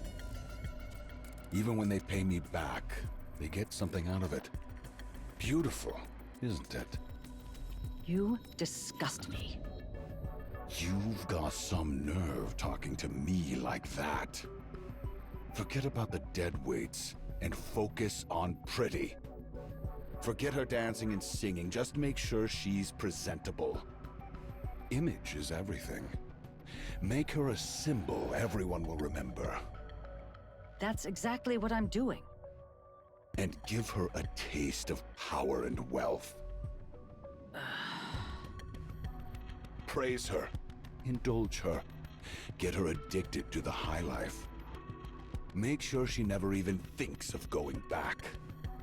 What exactly are you trying to do? This is just in case. It'd be a real pain if she suddenly decides she doesn't care about fame or money. There's no way we're letting a prize like this slip away. Jesus Christ. Make luxury part of her life. Turn her into a celebrity. Got it? Fine. But Mustang, you're going to hell. Damn right. And he just accepts that. What? As the company sponsoring Pretty and the With NIKKE campaign, Tetraline stocks keep surging as it gains a pro-NIKKE image. At the center of it all, Pretty is stretched thin under the relentless workload. Ugh. I'm so exhausted. Don't sprawl out like that. What if someone takes a picture? It's all good. They tinted it, remember? But a thermal camera would capture everything. Yeah, let them film. It's not like I ever get a break anyway. Next up's the talk show, right? 3 hours this time? That's right. I've got the script down pat. Now I just need to decide where to throw in some improv. You really do work hard. I know this is a bit out of the blue, but why do you push yourself so hard? Freesia's a good egg. I don't think the fame would get... Fame definitely does not get to her. Hey, Hanson, have you ever seen the Goddess Squad in person? No. I have. What? When? I remember seeing them as a kid during the Ark evacuation. I even have Red Hood's autograph at home. That's amazing. I can hardly believe it. I'm not making this up. Anyway, that's exactly why I work so hard. I want to give people hope, just like the Goddess Squad did. Aw, what a sweetheart. She knows about the Goddess Squad. She knows about the real heroes. Sometimes just being there, just being seen, is enough to lift people's spirits. That's the kind of person I want to be. And the more I give my all, the more I see that life is getting better for the NIKKEs. So how could I ever slack off? Exactly. Still, it's rare these days to come across anyone who's NIKKE-phobic. Yeah, that's such a relief. It's all thanks to you. No way! It's really all thanks to the staff, Mrs. Miss, and a certain director/manager. Looks like I'll be getting home at dawn again. Mister's probably still up. Ugh, I feel awful about that. Isn't it time for Mr. Oswald to retire soon? Nah, he says he can't sit still without his mind going a mile a minute. You said you'd ask what was on his mind. Did you? No. His expression was so serious and stern that I couldn't even bring myself to ask. Yep, that's Oswald. Sounds like there's something going on. Yeah. What is Oswald doing, I wonder? Ugh, I'm beat. Hey, mind your legs while I'm driving. Can we just stay like this for a while? I'm so exhausted. They're heavy. Come on, how heavy could they be? This is a custom-built, lightweight body after all. Move them now. Seriously, why are you being so petty? Shouldn't you be grateful when a pop star rests her legs on you? Or is it that you just can't handle seeing the Ark's top idol showing off those flawless legs? Oh my god, Frisia. Hey, why'd you suddenly go all quiet? You're right. So get those legs moving. Huh?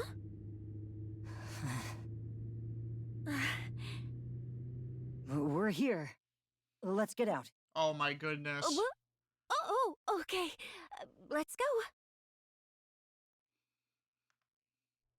Hansen got something for Frisia? Of course they throw that in there. Not that I'm surprised. Meanwhile, the student saved by Pretty. Hey. Anis? Anis. Huh? You mean me? Yeah. Wait, what? Why? Do you like Pretty? Yeah, I like her. Yeah? I kinda figured since you're always listening to her songs.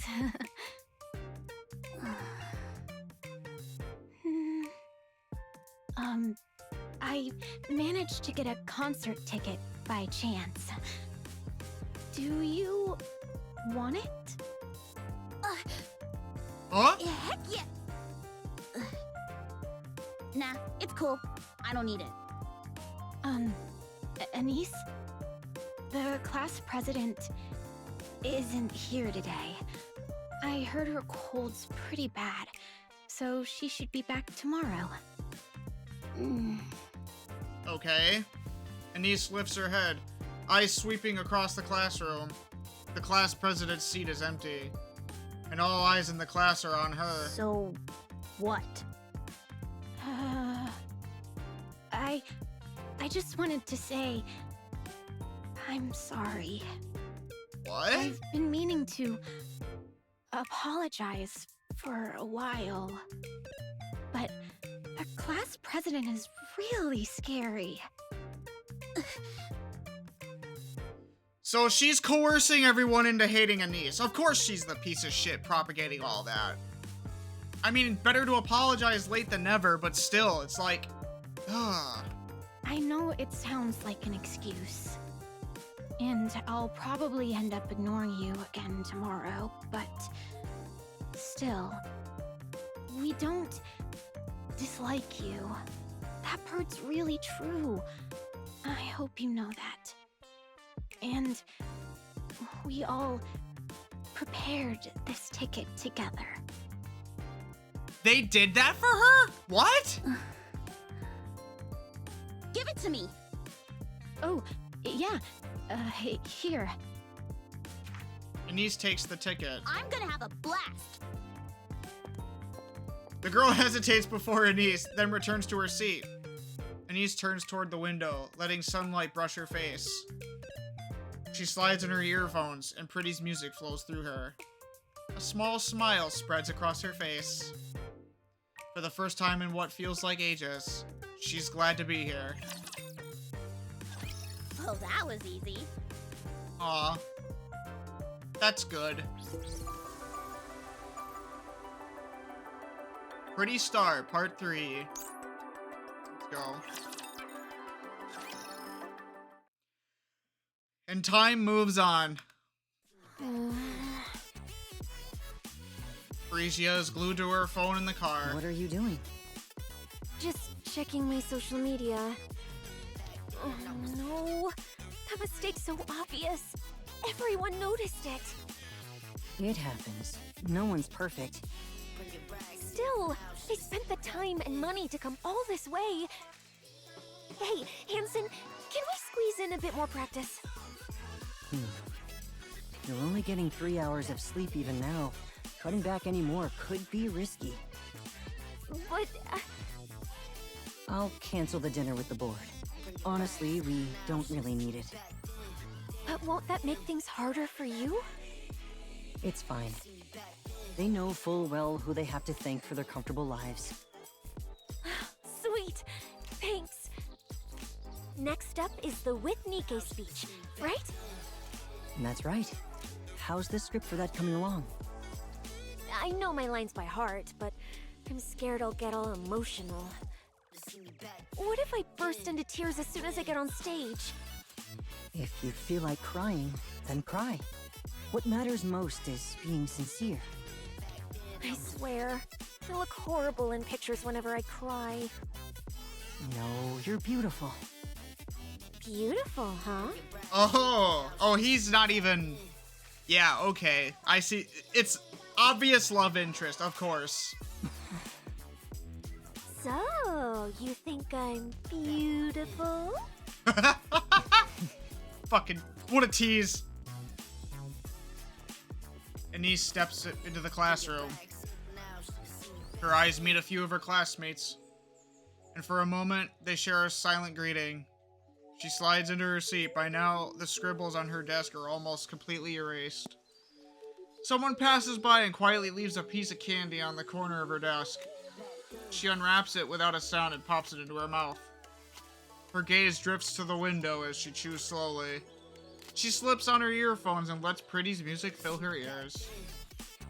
Anise still doesn't speak at school, but she isn't lonely anymore. Aw, that's good. That's so good. I'm glad that her classmates, like, kind of made up for her. Class president's still a dick knob, but, you know, that's kind of unavoidable at this point.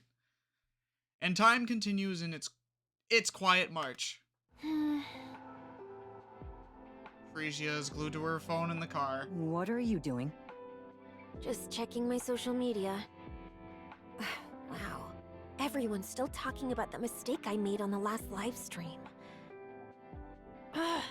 These people really blow these things out of proportion. The remark you made at the With NIKKE event was a serious mistake, and we're still dealing with the backlash. Gotta hand it to them. People really love poking their noses in everyone else's business. Oh no. What The happened? speech is coming along nicely, I trust. Yeah, it's going great.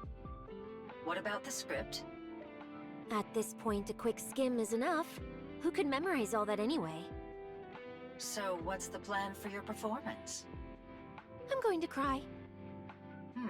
Smart move. Huh. Like, really bawl my eyes out. That should calm things down, right? But don't overdo it. People get tired of seeing the same thing too often. Of course. Oh, and I told the makeup team to make me look a little worn out. Well, well. Looks like you can manage on your own now. I couldn't have done it without my amazing producer. You know there's a party after this, right? Make sure to show up and flash that smile of yours. So this is all to just butter people up, huh? Count me out. I'm not singing. Oh, I don't envy the celebrity life. I'm not making you perform. That performance is worth too much to waste on them for free. See you later, then. Okay. Whew, I'm beat. Pretty. Wait, why'd you call me like that out of nowhere? Are you doing okay? Yeah, sure, but okay about what? Well, just this and that. Why do you ask? It seems you've changed quite a bit. I have? Yes. I've gotten used to it. I'm better at handling things now.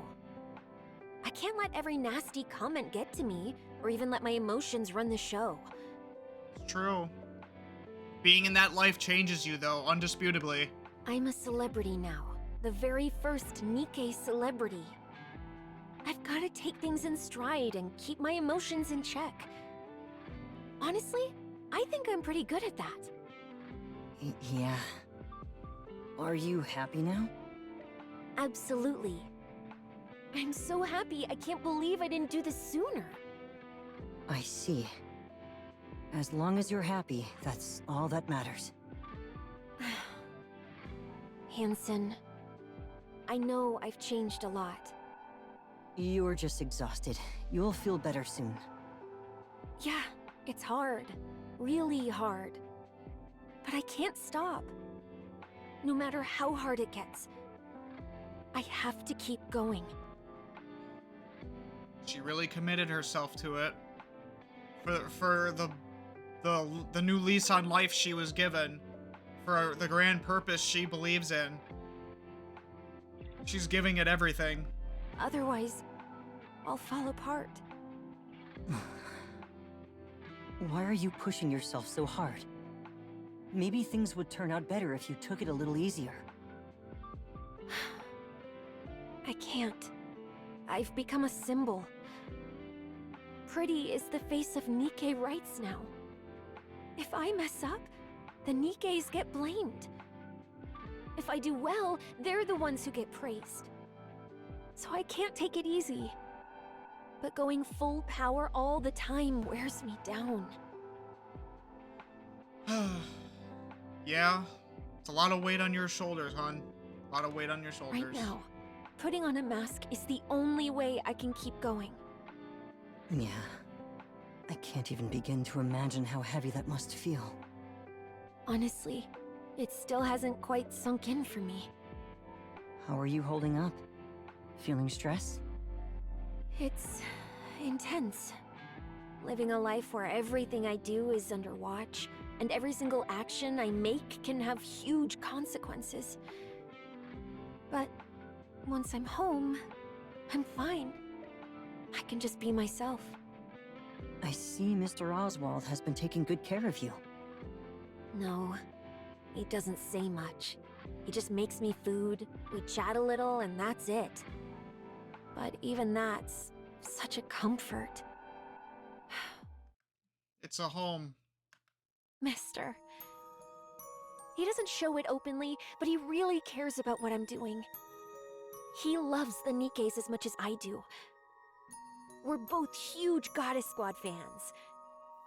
Once, he told me that I'm doing something he never even dared to dream of. That makes him happy.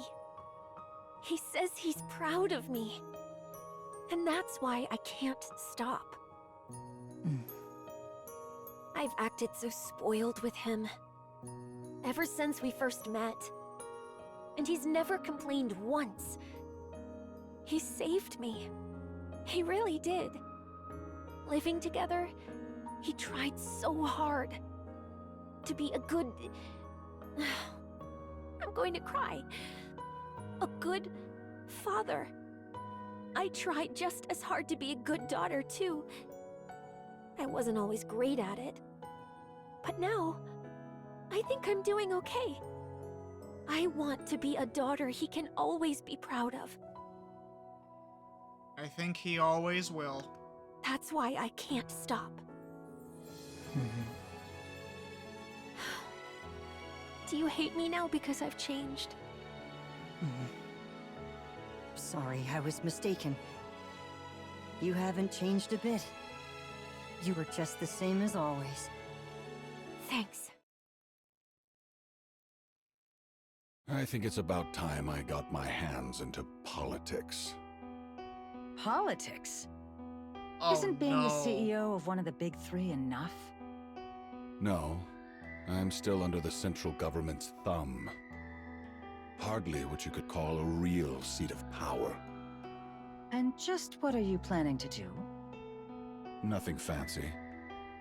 I just want the whole Ark under my control. Oh, Mustang. Ah, the classic case of ambition ruining people. But why now? Because now's the perfect time to strike. And how do you suppose you do that? By profiting off Pretty. I'll send Pretty out as the central government's PR ambassador. They'll be ecstatic.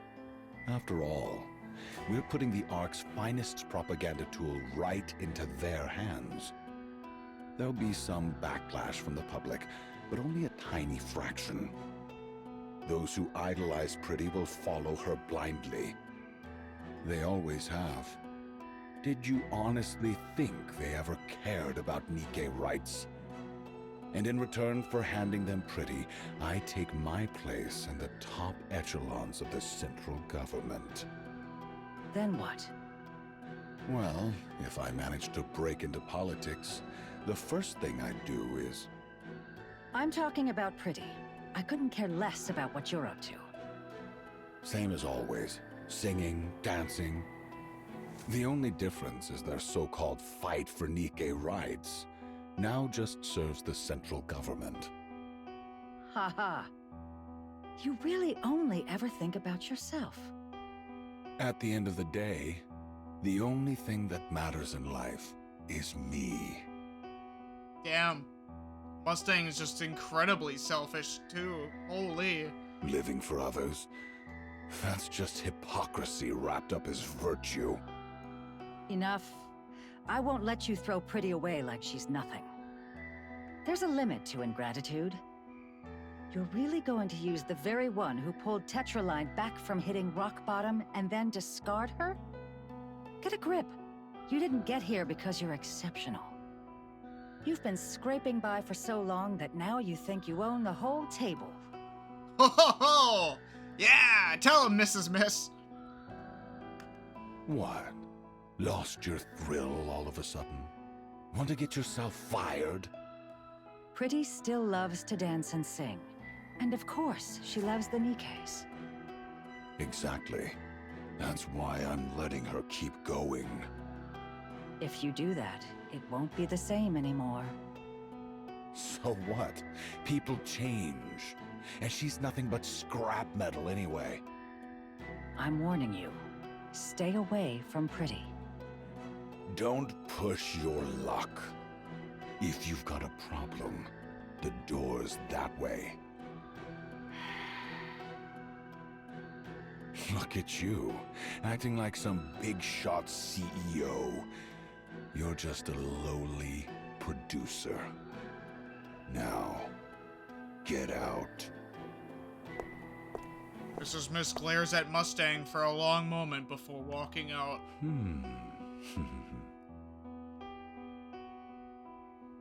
No way. What? Go to the central government? Not a chance. Why not? Why? Because I've been doing all this for the Nikkes. You've done enough here. Now it's time to play in bigger waters. Go to the central government. There, wealth and prestige beyond your wildest dreams await. A life of entertainment, unlike anything you've ever dared to imagine. You really think that's what I wanted? And you call yourself the CEO when you're so bad at reading people? Damn! I'm not going. Not ever. Oh, really? That's right. Suit yourself. Retire then. Come again? I said, retire. Why should I keep wasting money on a worthless hunk of junk that won't listen? Retire. Get out there and do whatever it is you love so much. But I'm the symbol of all Nikkes. Then go handle it yourself. But without her, Tetra would fall. Mustang is cunning, but also kind of stupid. Ready to sign the papers? I took a worthless nobody and made you a star. And now, you're so arrogant, it's insane. What? You didn't do anything! Listen up, Rust Bucket. Everything you flaunt around as some shiny symbol of scrap metals, it's all thanks to my money. My hand behind every publicity stunt, every fabricated scandal, every crafted image, every record you've ever sold. Who do you think made all that happen? You think singing and dancing alone would have cut it? You've never been that good at either. Deep down, You know it was never enough. That's why you're keeping your mouth shut. Refuse my offer, and I'll kick you out and spread every vile rumor I can think of.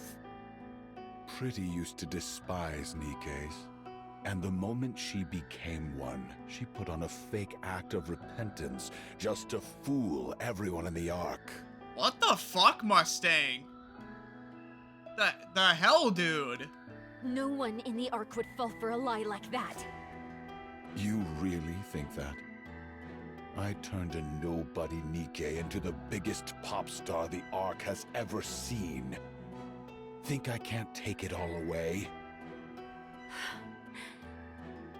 You have no idea how many people are just waiting for you to screw up. Climbing up is hard, but coming down, that's a whole different story. I could have you on your knees in half a day. Care for a taste? Relax, I'm just joking. Why so serious? I don't think Fine, so. 2 years. Just 2 years with the central government. After that, I'll have you back here. No questions, no excuses. Go ahead, think it over. But how long do you need? I'll talk to him. That bastard. Him again. So do you know who that is, Mustang? I don't think you'd be pushing your luck if you did know who it was. Fine, have it your way. 3 days. I'll cover you with the sick leave, so use the time wisely. Now get out of my sight. Frisia leaves the room.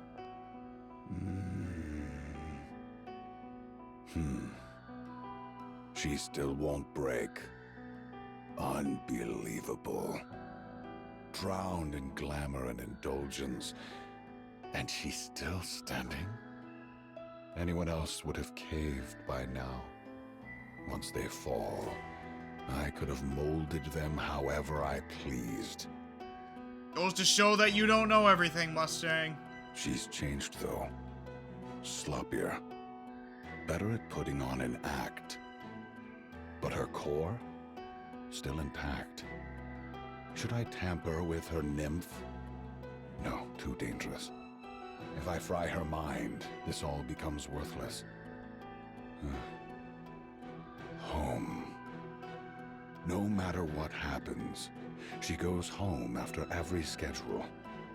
Like clockwork. No. More than once, I thought I had her. She was right on the edge. Then she goes home and comes back perfectly fine. Every time. No. That's where she's reinforcing herself. That old man, Oswald. So you do know who that is. He's the problem. Mustang opens the safe and flips through documents containing Oswald's personal information. The pages are almost entirely redacted, each stamped with censored. I figured he wasn't just some ordinary guy, so I let him be. But if he tries to get in my way... Mustang picks up his phone, taps a few buttons, and the call connects with a beep. Pick up already. What? Stuffed yourself into a stupor again? Mustang here. Nothing serious, just thought I'd check in. Yeah, you can tell, right? I've never been much of a liar. Anyway, there's someone I need to take care of personally. I need some info, and he's not exactly your average guy, so I came straight to you. Yeah, seems like a real big shot. As expected, very efficient of you. Appreciate it. I'll be waiting for your call.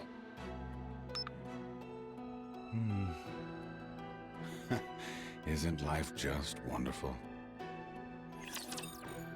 What the hell did you do, Mustang? What the hell did you Resigned. do? Oh. Huh? Go independent. Jeez, mister, I already told you everything Mustang said. Yeah, I heard. What you're really worried about isn't losing access to Tetra's resources. Yeah, that doesn't scare me. I know I can start from scratch again. But honestly, the rumors scare me more than anything. Don't worry, they're just empty threats. He wouldn't destroy something he had painstakingly built. Mustang's not just some ordinary guy. Neither are you.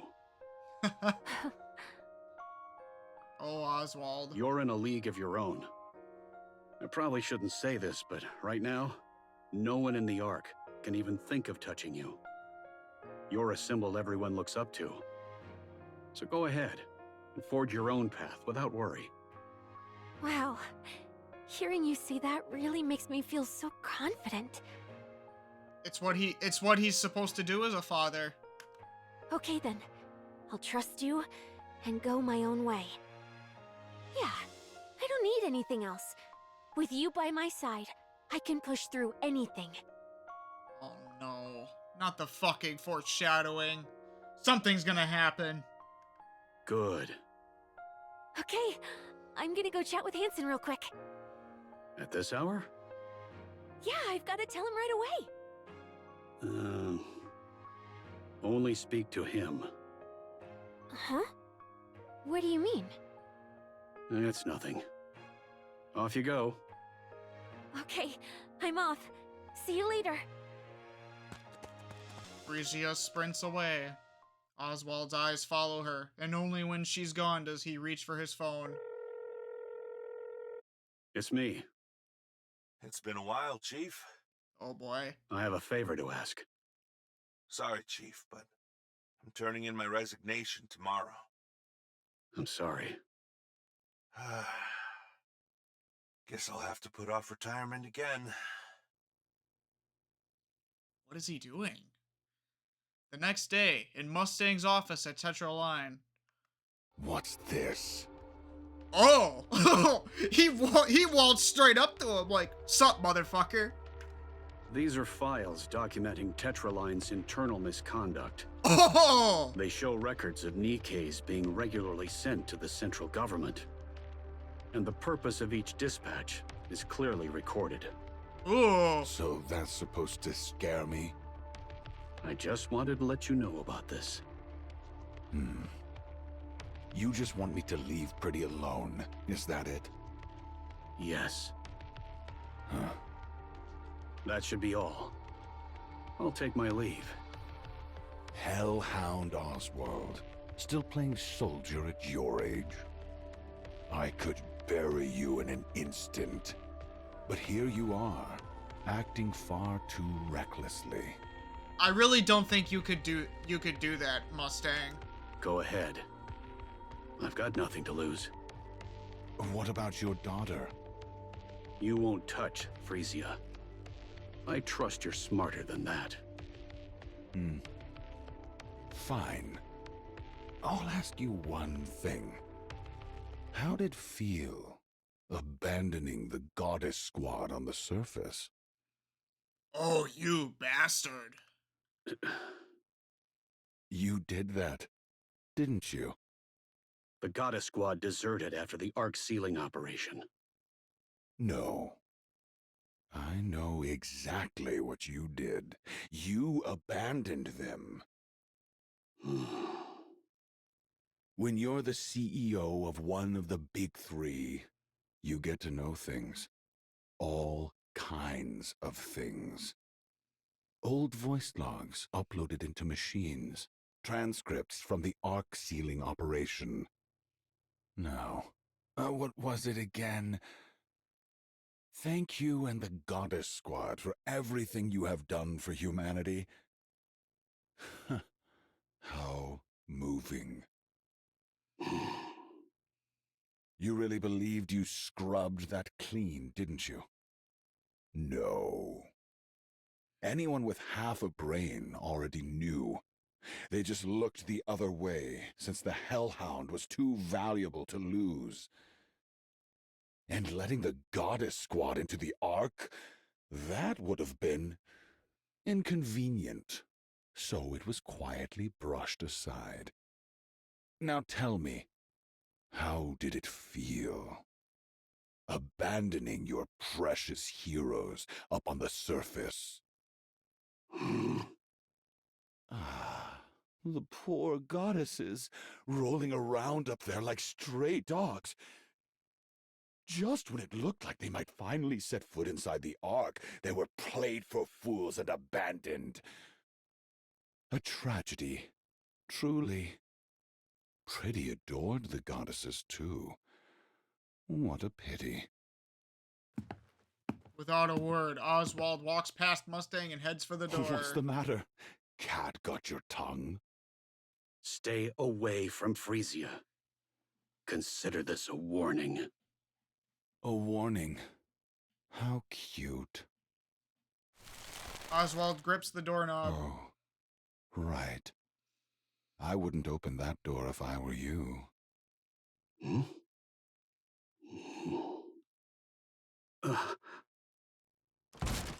Oswald yanks the door open. Beyond it, Frisia's eyes widen in shock as they lock with his. What the hell? Whoops. I called our superstar pretty and completely forgot about her. Left her standing at the door. How utterly dreadful of me. Frisia. No way. Mister, that can't be true, right? It's true. I did it, even though I can't explain why. How? Frisia. Oswald reaches out, but Frisia swats his hand away. Don't touch me! Oh no. This is the worst! Frisia dashes off. Oswald stands frozen, eyes following her every move. Meanwhile, Mustang laughs. You bastard. Now that's entertainment. That was a bit too much. Huh? There's no need to come between a father and daughter, is there? Have you lost your mind? What's gotten into you all of a sudden? You could have just pressured them like you always do. Why did you have to split them? A fist smashes into Hansen's jaw and he hits the floor. You think being Pretty's manager makes you someone special? Listen closely, Hansen. Everything you have right now. The clothes on your back. The shoes on your feet. The car you drive. The room you sleep and wash in. None of it belongs to you. It's all mine. Every last bit. You live a life most people could only dream of. And yet you haven't earned a single thing yourself. You play at being Pretty's manager for a while, and suddenly you think you raised her. What if I took it all back? Or simply reclaimed what's mine? What would you have left? Nothing. You'd be nothing. So just stick to driving her around and handling her schedule. Remember your place, and don't overstep, Hansen. Do what I tell you, just like you always have and always will. Understood? Do I make myself clear? Yes. You pathetic fool. What a loser. If that father and daughter mean that much to you, the least you could do is put up a fight. Now get Out of my sight. Hanson staggers to his feet, bows his head, and leaves the room. Pathetic. Jesus Christ, Mustang is on his fucking villain arc. So what the fuck happened that changed him then? It doesn't look like he'd change at all for anything.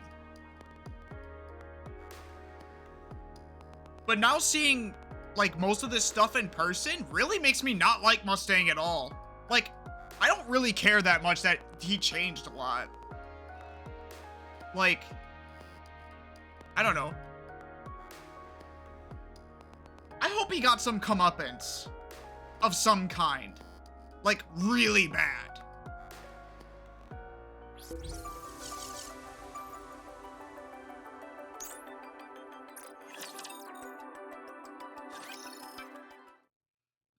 Time passes in a blur. Man, I'm pooped. Frisia flops on the opulent bed, letting herself sink into the soft layers. She probably doesn't talk to Oswald anymore, safe to say. A service robot glides over, setting wine and cheese on the table. She props herself up and takes a bite, savoring the rich flavors. I can finally breathe for a second. Pretty, calm down. What? Why? I've done everything on the schedule for today. A central government bigwig is here. Come say hello. But the transfer's still a long way off, isn't it? Better to let them know you early. It'll make things easier later. Fine. You've got the 20-year vintage, right? I'm not going if it's not there. Of course. Everything's taken care of. Now, get your ass over here. Okay. Pretty swings her legs out of bed. When she opens the door, Hanson is there waiting. You scared me. Where are you going? The boss called. Apparently someone important from the central government is here. Before you go, can we talk about what happened today? What? You mean me yawning? That's right. I'm so tired. You do know I only get 6 hours of sleep a day, right? You should have held it in. It was a memorial for the NIKKE Rights Committee. What now? Everyone losing it on social media again? So what? It's already happened. We could just get the boss to handle it, and that'll be the end of it. Pretty. There you go, calling me that again. Tell me, do you remember why you started performing in the first place? Yeah, I remember. I started for the Nikkes, to restore their honor. And to be a symbol of hope for all of them. Then why are you acting like this? Hanson, I just got back, and I'm exhausted. There's no such thing as a perfect pop star. We all mess up once in a while, but we can always do better next time. You've done well so far. Just keep going a little longer. For how much longer? How much longer am I supposed to keep pushing myself? And why should I even try? Where am I supposed to draw strength from? Mister? No, I could rely on him at first. But in the end, he turned out to be the worst. All that talk about heroes and ideals? Lies. He abandoned the very people he claimed to care about. My safe place? Nothing but a filthy, rotten pit. The person I looked up to? A fake. A hypocrite. If only you knew. If there's no one left to lean on, what reason do I have to keep going? I wish Oswald could have been more honest with her on why he had to do it. Am I not enough? No. You're not. You're nothing more than Mustang's puppet. You have no free will. Damn. If he finds out I'm counting on you, he'll crush you in an instant. Do you even have what it takes to fight him? Can you really break free from his control? Yes, I can. Oh, yeah? Pretty glances at the camera on the ceiling, then moves to stand in front of Hansen. Kiss me. What? Come on. Kiss me, Hansen. What? See? You really can't do anything, can you? Frisia brushes past Hansen, bumping his shoulder as she goes. Hansen stays rooted to the spot for a long moment. And she's right. Frisia lives in a lavish mansion provided by Tetraline. She hasn't returned home once, nor exchanged a single word with Oswald. After losing her umbrella, she slowly falls under Mustang's influence. Under Mrs.'s guidance, she gradually transforms into a pop star. Then one day, during a press conference about a downtown alcohol-fueled incident, more than 20 armed NIKKE phobes swarm Frisia.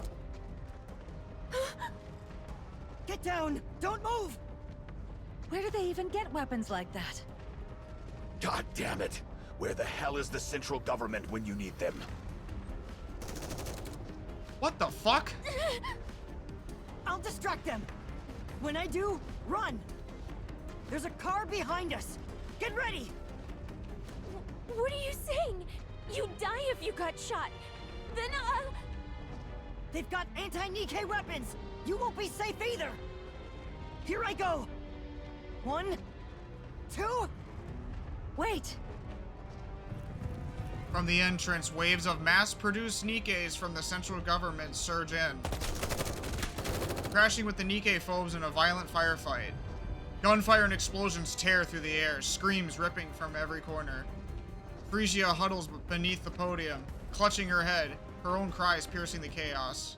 And then, just like that, everything goes silent. Phew. Almost bit the dust there.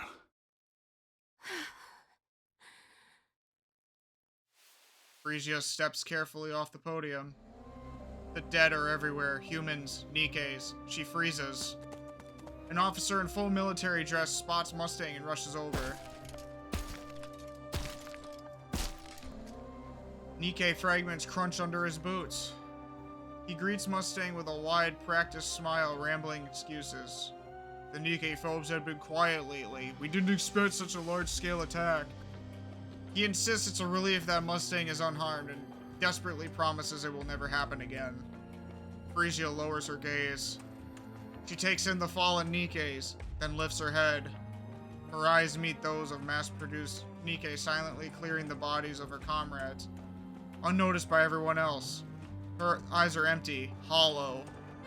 For a brief moment, that empty stare rests on Frisia, then returns to the grim task of sweeping up the remains. Frisia collapses to the floor. A scream rises inside her, silent and raw. No. They've fallen. Not again. No. Not like this. The next day, Frisia cancels all her activities. The media reports she's in a slump, and for the first time since her debut, she goes on an extended break. So, really, no one's volunteering for the chairman's visit performance? If you're willing to endure a little embarrassment in the auditorium, there'll be a scholarship and other perks. You don't even have to be that good. Silence falls over the classroom. Okay, no one's volunteering. Each class has to have at least one, so now you're putting me in a bind. Should I just pick someone myself? You wouldn't like that, right? Come on, just grit your teeth and do it. It'll be over before you know it. Help me out here. The class president raises her hand. I recommend ANIS. As soon as the class president finishes speaking, a heavy silence settles over the room. She listens to pretty songs all the time. So singing and dancing to one shouldn't be a problem for her. So, what do you think, Anise? Anise stares daggers at the class president. Drunk on her small victory, the class president smiles faintly at Anise before turning away. For the first time in what feels like forever, Anise finally speaks up at school. Yeah, I'll take care of the performance. All right. Whenever you've got a song in mind, just send me a message. Okay. All right. That's it for today. Get home safe. With that, class ends for the day. Anise narrows her eyes, her gaze fixed on the back of the class president's head. Without so much as a glance, she hurriedly packs her bag and slips out of the classroom. That piece of shit! Yeah! Anise? Yeah? What song are you gonna do? Pretty Star, right? It's her debut song, after all. I have footage of her live performance, so I'll send it to you. Oh, yeah, thanks. You move so well, Anise. You'll totally nail it. Are you going to sing, too? Yeah, I guess so? I've also got a high-quality backing track we can use. If it's okay with you, I can help out, too. Thanks a lot. But, you sure you want to do this? You mean the class president? It's fine. You're gonna be doing a pretty song, after all. Two of my faves together. I can put up with the class president for this. Are we starting today? Maybe we should. Do you want to go together? Yeah.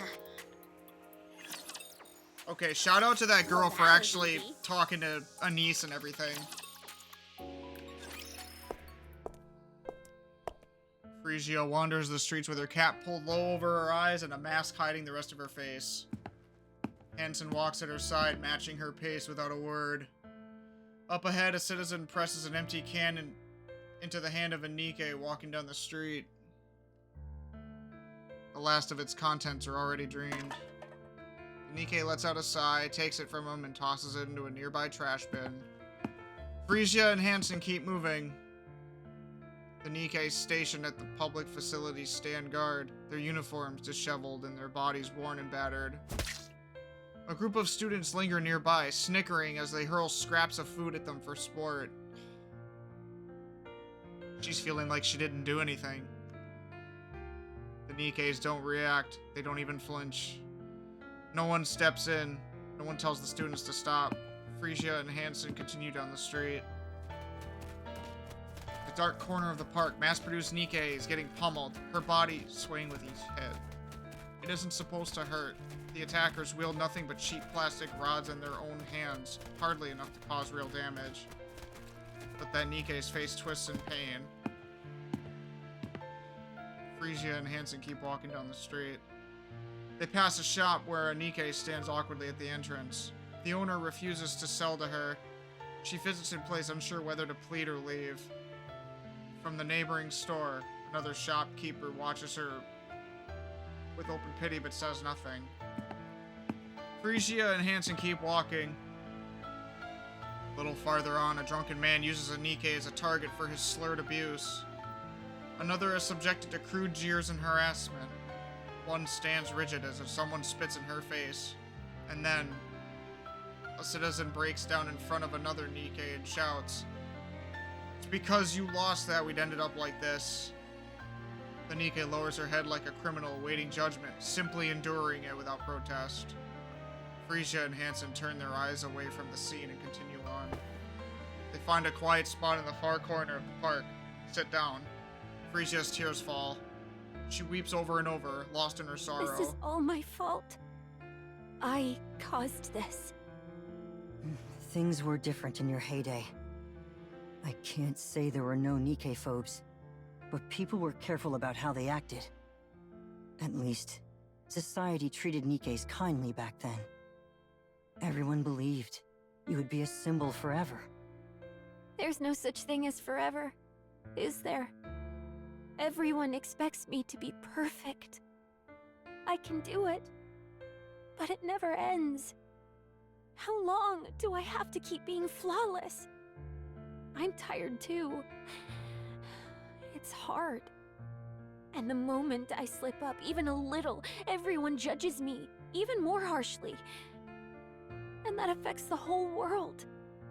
Because I'm a symbol, and everyone looks up to me.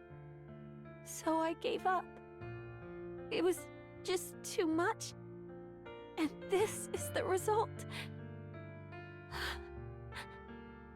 I don't know if I can do it again, because it would never end. If only Mister were here. Tell me, what exactly am I supposed to do, Hansen? I don't know.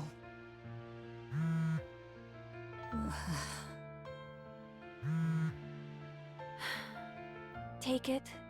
I'm sure it's Mustang. Sorry. Hansen answers the phone, a torrent of shouting blasts from the other end, harsh and unrelenting. When he hangs up, he turns to Frisia with an unreadable expression. Go ahead. I'm just going to sit here for a bit. Sorry. Frisia does not respond. Hansen rises from his seat, casts her a quick glance, then takes off running. The park is silent under the night sky. Frisia stares into an empty space, lost in thought. I just don't know anymore. Can ANIS?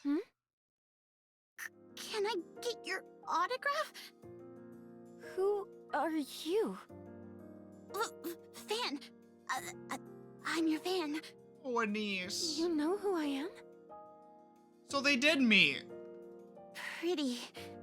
How'd you know?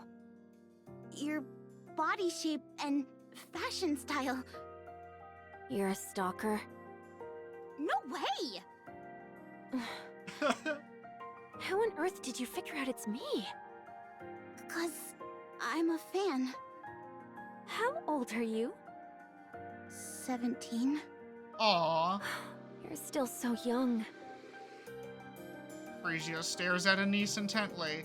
Her eyes glitter with excitement, betraying the thrill she's trying to contain. It's the unmistakable expression of a fan. I've been feeling a bit down, so let's chat for a while. Wow, really? Shh! Keep it down. Someone might hear us. Aww. ANIS sits down next to Frisia. Wow, this feels like a dream. Why do you like me? Because whenever I see you, I feel like I can take on anything. Oh, really? I don't know. You just give me strength. You know, I used to get picked on for standing up to the popular kid in class.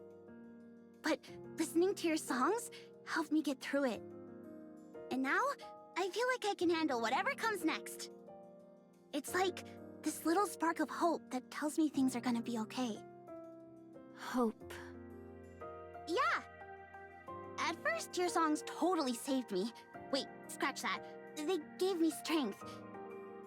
Then just seeing you on TV was enough to keep me going. And now, even a photo of you does the trick. I've been stirring up all kinds of trouble lately. Can't say for sure. I've mostly just been listening to your songs lately.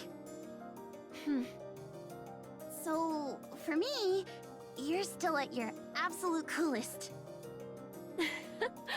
Is that so? Aww. Thank you. You really know how to comfort people. And you're so mature for your age.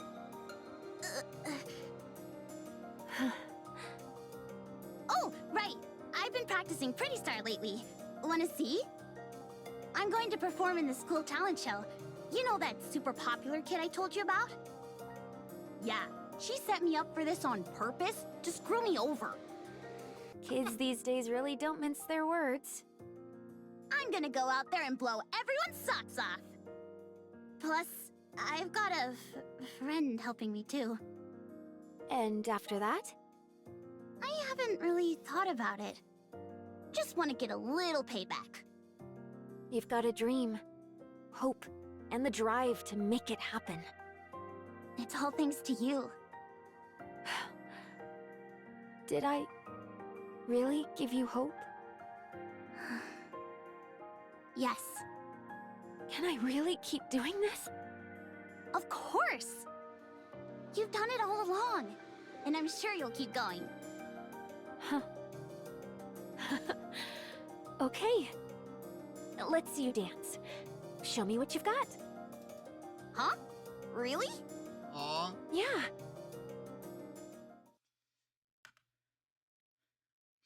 Who would have thought that Anis meets Pretty and is like that little spark that helps her keep going. The quiet part comes alive under the night sky. Anis dances with pure joy as Frisia watches. A soft smile lights her face. A song signaling the start of their journey plays vividly in their minds. 1, 2, 3, 4, and stretch. Yes, that's it. That's it. And right here. Bam, bam, bam. Wow, you're really talented. Oh, yeah? You think I can get back at her? For sure. She won't know what hit her. Oh, this is wholesome. That was so much fun. Oh, that's so pretty. Oh my god. I need a screenshot. Hold up. Hold up. I need screenshot chat. Need to screenshot that real quick.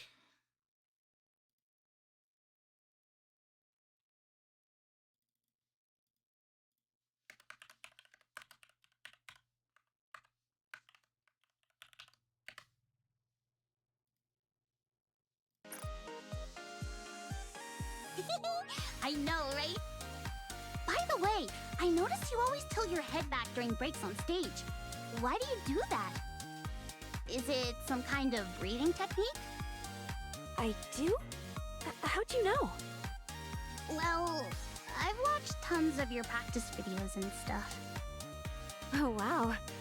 You're such a big fan. Damn right. Up on the surface, it was so nice to just sit and watch the clouds pass by. Especially when you'd been waiting for someone endlessly. Somehow, watching them made time fly. And it felt really good. Oh, Anis looks up at the sky. I can't see anything though. Well, yeah. It's night, and we're not even on the surface.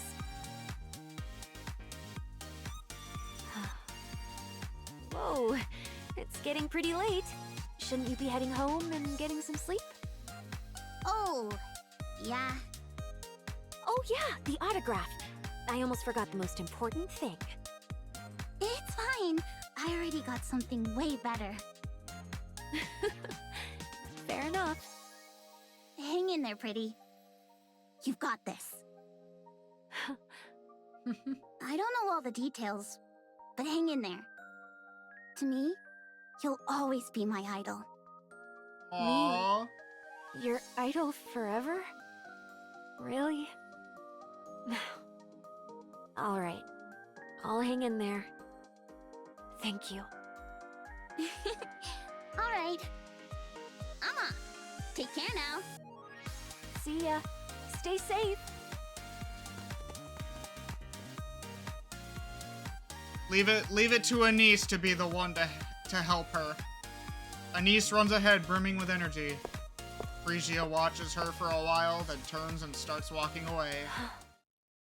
An idol forever. Oh, that was easy. And it remains true even to this day. There's no such thing as a pop star that lasts forever. Never has been. Time passes, tastes change, and eventually, even the brightest stars fade. It's just the way things are. In a way, It is only natural. There's a reason people say you should leave on a high note. You mean retirement? Yes, retirement. After that, people don't nitpick every little detail anymore. And you get more freedom in a way. Even if your fame fades, it doesn't matter. You've retired, after all. Your fans will get it since you can't keep running at full speed forever. Why? Do you want to retire? I'd be lying if I said I didn't. That won't be easy. Mustang won't just let it happen. He'll use any means necessary to keep you from leaving. I figured. You know by now, he stops at nothing to get what he wants. I guess there's no getting out of this, huh? I doubt it. If I can't be a pop star forever, and I can't retire, what does that leave me with? At this point, all I can do is delay the inevitable. And in the end, I'll vanish completely, leaving no trace. I'm sorry. I didn't expect you to say something like that, Mrs. Miss. I'm the one who made you a pop star. So I always knew this day would come. Still, there was nothing I could do. Was it for the money? Money? I already have more than I could ever need. The Ark was drowning in darkness. It needed a star. And you were born to be that star. A star. Bright stars cast their light over everyone. Those who gaze up at them are captivated and forget their troubles, even if only for a moment. For that brief instant, pain fades, and all that remains is joy. That's the power of entertainment. You're a star. The Ark star. My job is to buy as much time as I can until that star dims. Until the next one rises. So I'll help you with anything. Except retirement. I don't know whether I should thank you or resent you. Then resent me. It'll make things easier. You seem troubled. Have you talked to your father? Don't tell me you haven't gone to see him even once all this time? Yeah. I don't want to meet that person who would abandon his heroes.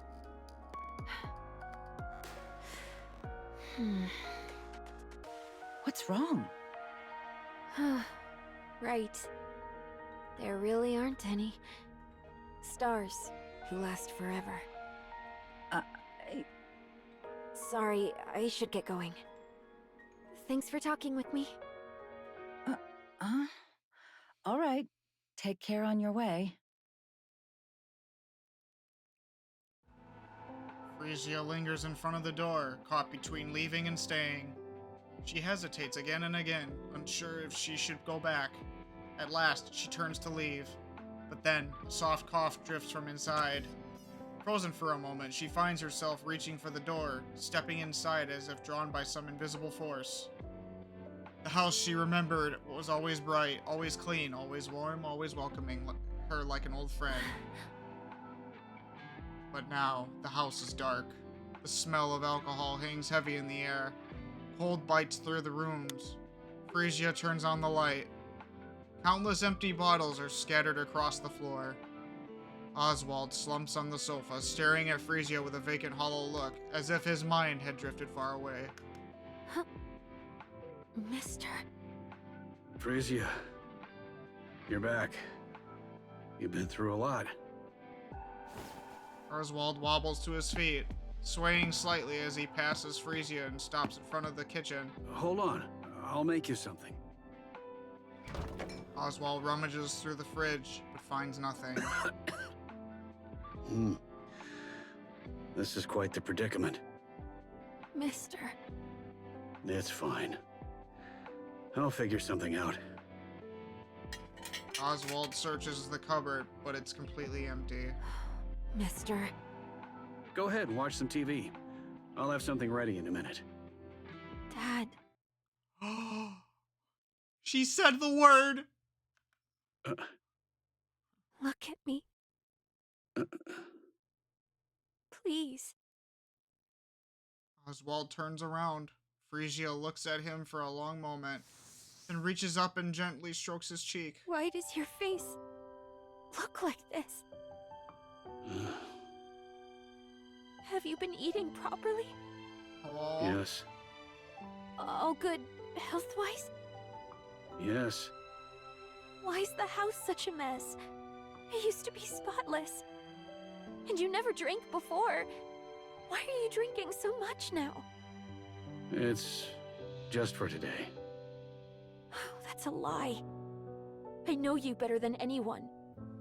Why are you living like this? Huh? Because you're not here. Aww. Since when? Since you left. Frisia hugs Oswald tightly. Sorry. I'm back. Aww. Frisia and Oswald sit across from each other. Water is all they have to drink. With cups set between them, they finally talk about the things they've avoided for so long. I abandoned my heroes. There were reasons, yes, but nothing that could ever excuse what I did. I was consumed by guilt and the thought that I had betrayed them. I didn't even want to be alive. But you were there. Just knowing you were there made it impossible to give in. It was enough to comfort me. So, I kept going. I kept living as best I could. Oh, Yeah. Oswald. I know that better than anyone. That's why I left. And why things ended up like this. I know you can't forgive me. I won't make excuses. Abandoning the Goddess Squad was my fault. I can't explain why, but I won't deny it. I just couldn't bear to see my heroes, everyone's heroes, fall apart. I don't know all the details, but I'm sure you had your reasons. Even if I can't say for sure, I know something terrible would have happened if the Goddess Squad had come to the Ark. They could have been broken, fallen from grace, or even died. That's why you abandoned them. You didn't want to see any of that happen to them. You wanted them to remain as heroes forever. Yeah, I think I get it. Heroes aren't allowed to break. They're supposed to stay untouchable. But time, people, the world, they tear them down anyway. In the end, every hero falls. And when they do, they take the people who believed in them down with them. Something happened, didn't it? It did, but it's all right now. I'm glad I came to see you. I'll be back in a bit, so don't start cleaning. Let's do it together when I get back. Will you come back? Yeah, I will. I'll always come back. I can't leave you alone. All right. I'll be waiting. Okay.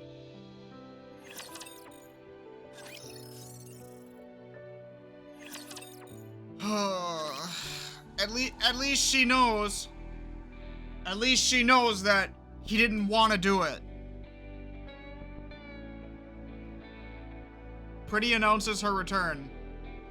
She offers a heartfelt apology for her past recklessness and promises to return to her true self. She steps away from the spotlight as a pop star, dedicating her days and nights to defending Nikke rights. The Nikke Rights Committee, once weakened by her erratic actions, quickly regains its influence. And public support rises once more to the heights of her heyday. Pretty shines as the Ark star and stands as its symbol. She knows better than anyone the ripple effect of her actions across the Ark. Driven by that awareness, she strives to show only her best self, and her efforts begin to bear fruit almost immediately. Ugh, so busy. I'm not even singing and it's this crazy? How on earth did I even manage all this back then? Still, things have been going well lately, and I can't help but think back to when you first debuted. Still around Hansen? Bro's a fucking spineless cuck. Like, he means well, but you know what I mean? It's like, I don't know. Feels like I've gone back to square one. Then we'll start again. Think you can keep going? Absolutely. Come on, let's nail the next one perfectly. Got a girl. All right, let's go. Not bad. Sprucing up her image before heading to the central government, huh? Smart move. She's a first-rate celebrity. I'll give her that. Pretty handled it herself. She's been wreaking such a mess.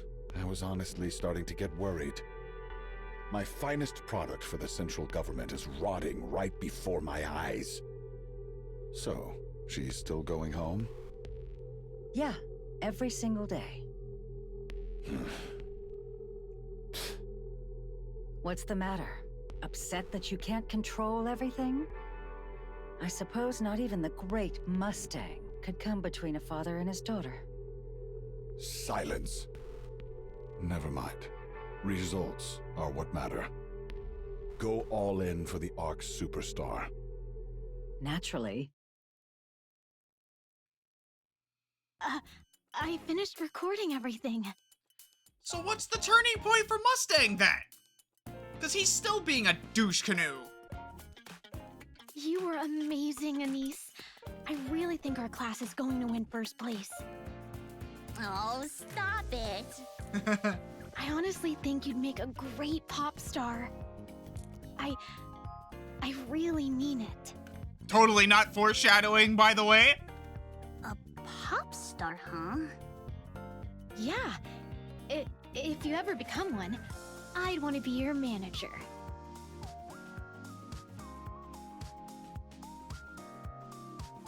It'd be so much fun, traveling around, performing everywhere.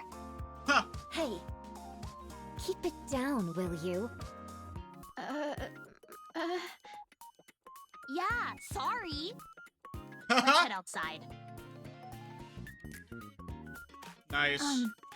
Anise, are you really gonna keep acting like this around the class president? What do you mean? She's probably just going to keep picking on you. Nah. I think we're just gonna stay like this. Why? Why not? I don't know. Maybe this is as far as things go. That's a relief, but are you really okay, Anise? Hell no! I'm this close to smashing her face in! Yeah! We gotta love Anise. Anise stares at her friend standing in front of But her. I won't. I gotta hold back. I got something I can't afford to lose. What about you? How are you holding up? I'm fine. I never really stood out in class anyway. Thanks, I guess. Ha! Anise gazes absent-mindedly into the classroom through the window.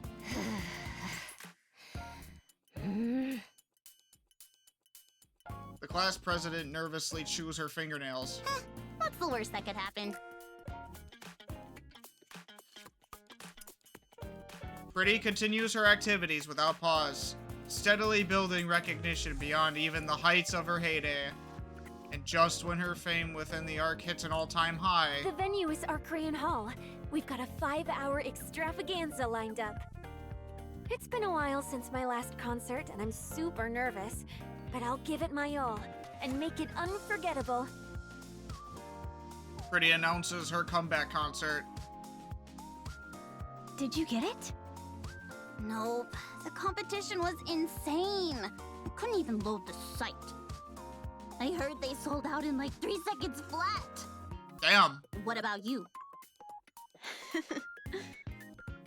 Don't tell me. Ta-da! No freaking way! I'm actually pretty good at this. The concert ticket snipe? Nice. I only managed to get one ticket, but still. Hey, don't only me. One's a win. I mean, that's huge. All right, that's one down. So where the heck are we getting the other? Apparently, you can't get one now unless you buy from a scalper. Wow. Yeah, like we're not dealing with that now with a bunch of other stuff. Scalpers ruin everything. I heard the prices have shot up 50 times. Holy shit. 50 times?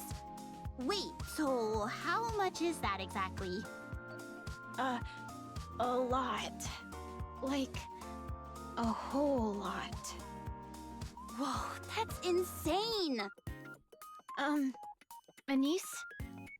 You can have this. Huh? What about you? It's okay. I think it'd be better if you watch it instead of me.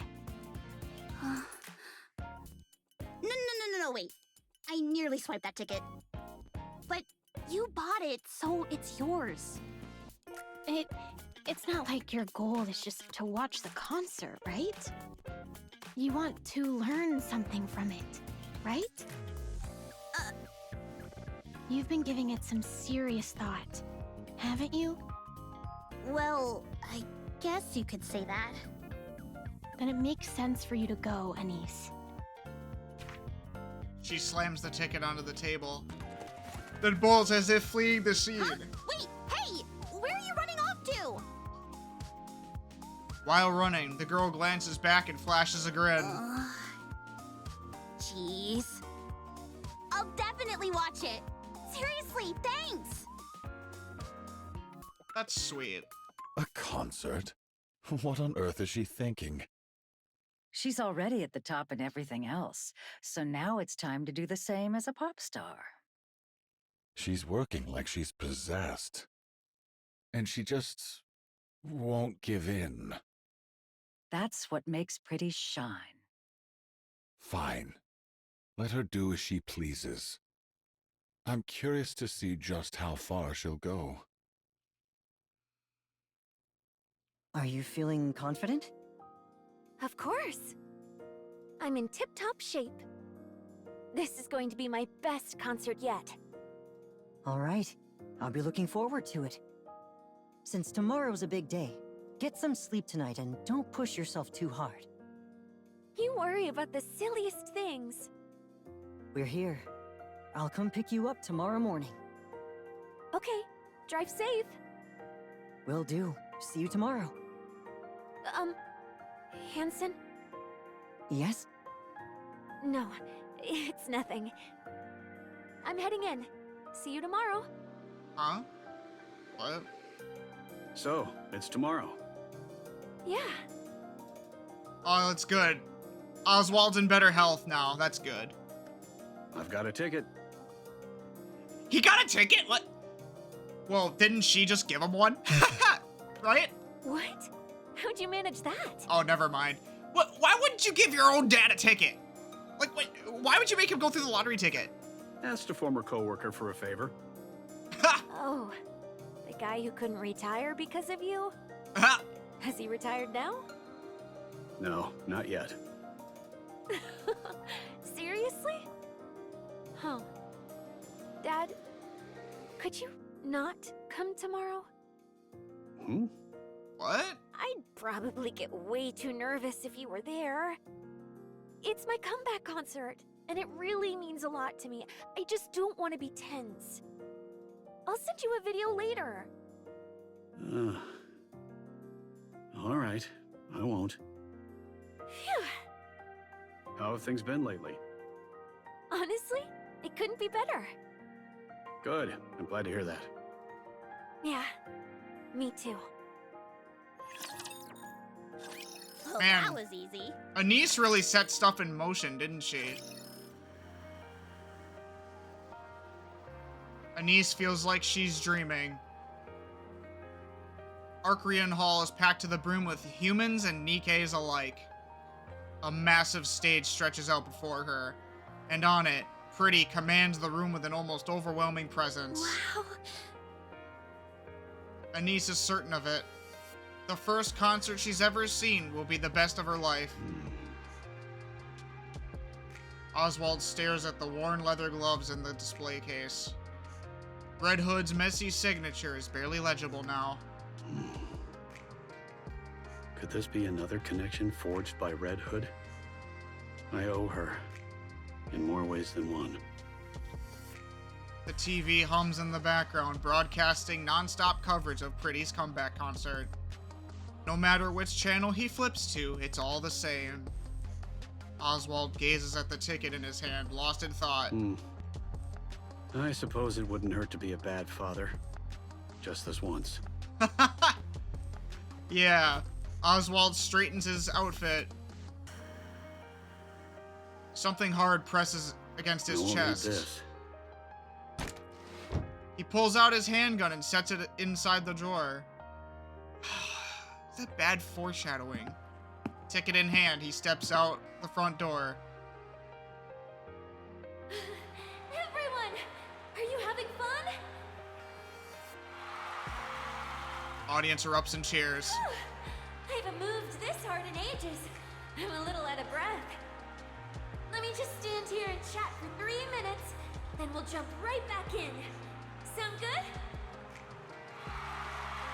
Another raucous round of cheers starts. On stage, Frisia launches into some light banter. Honed by countless variety shows, her words flow effortlessly, leaving the audience hanging on every line. She's incredible. Spellbound, Anis watches Pretty on stage, hanging on every word. Then, she notices something off about the 3 figures ahead of her. Their movements are strange. The crowd in the stands is shrouded in darkness, making it hard to see clearly. Even so, Anis doesn't take her eyes off them. They fumble, searching for something. One pulls a metal rod from their coat. Another retrieves a heavy-looking chunk of metal. The last moves with practiced precision, assembling the pieces together. A flash of light. The completed object catches a faint glow for a moment, its outline glimmering in the dimness. What? Oh no. All at once, Anis realizes that what they've assembled is a gun. Anis charges forward, but the crowd is packed too tightly. She can barely move. Still, she forces her way through. Slowly, a path begins to open. She pushes harder, closing in on the 3 figures. Just a little more, and she can stop them. In that instant, the person in the center jumps up and raises the gun, aiming straight at the stage. No! A chill runs down Oswald's spine. A sound you never expect to hear at a concert reaches his ears. It was the sharp clicks and clanks of a gun being assembled. Oswald lunges toward it, hard hammering. Up ahead, he spots 3 acting suspiciously. His hand slips into his jacket. God damn it. It's empty. He left it at home. Without thinking, he tears forward. In that instant, the person in the center jumps up and raises the gun, aiming straight at the stage. All right, everyone. Next time you see a Nikke, make sure you greet her with a smile, okay? They're the goddesses of victory, who put their lives on the line for us. The crowd explodes into cheers. No. At the same time, someone vaults onto a folding chair. Frisia catches the sight of a dark circle aimed at her. A gun barrel. Then a flash erupts from its mouth. No. You can't be serious. Oh, but I am. No matter how I look at it, this is the only way. No hero lasts forever. Every star falls. Every symbol breaks. What? Time, people, the world itself, none of them will just leave you be. But there's one way to change that. One way to remain a symbol who never falls from grace. Who never breaks. No. Absolutely not. You think I'd entertain that for a second? Wait, did she orchestrate this? Come on, Mrs. Miss. You know exactly what I mean. I'm going to give it everything I've got. Harder than ever before. I'll push myself so far that even at my peak, no one could compare. I'll become a superstar no one can even touch. But I'll need your help, more than ever. I can do this. This time, there's a real finish line. And when I reach the very top, I'll hold a concert. Something big will happen. I can feel it. And on that day, in that place, I'll shine forever. Why are you telling me this? Please, find the next star. I won't shine forever. Even the brightest light fades with time. Before mine does, I need you to discover who will shine next. The Ark's new star. That's something only you can do, Mrs. Miss. We know I've created a monster. I never meant to drag you into this. It just hit me. You're the first and last teacher I'll ever have. A bullet. That's the thing flying at me, huh? Back when I was a human, I only ever saw a flash. Never the bullet itself. So that's what a bullet really looks like. Crazy that something so small can kill someone. What? It's slow, though. I can dodge it easily. So you're fast enough to dodge it, but you're not going to. Maybe I can even catch it. But a normal NIKKE probably can't pull that off. Oh, right. Dad mentioned something about Lillyweiss in the hallway the other day. Maybe I really do have a knack for combat. If I'd become a NIKKE sooner, could I have ended up like the goddesses? But what if it hits me and I'm fine? No, it's okay. I swapped to a lighter frame and made sure the area around my forehead is fragile. No. Let's see. At this angle, it'll hit my neck. Better shift a little. No. Yeah, this position's good. She takes the bullet on purpose? So that her message and her light shines forever. Talk about self-sacrifice, holy shit. I'm kind of amazing, huh? Dodging bullets and everything. Okay, that's enough. This is it. No matter how I think about it, this is the only way. Oh. I'd be lying if I said I don't have any lingering feelings. But I don't regret this. I leave the rest to you, Mrs. Miss. Hanson, I'm sorry. And Dad, I love you. Thank you for being my dad. I was really, truly happy. Goodbye. Oh.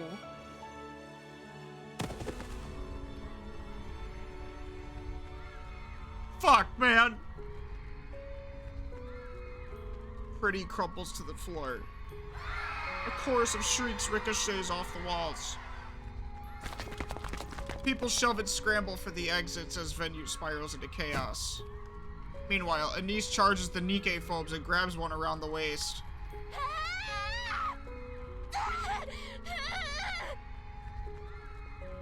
She lets out a raw, desperate scream and refuses to release her grip. The butt of a gun slams into the back of Anis's neck. Her body goes limp. She drops hard to the floor. The fleeing crowd does not look down.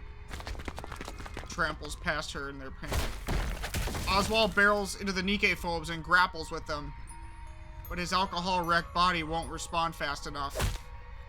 They shove him aside and slip into the chaos of the escaping crowd. He struggles back to his feet and heads for the stage, compelled to see the truth for himself. Frisia. She lies motionless on the stage. No. Mr.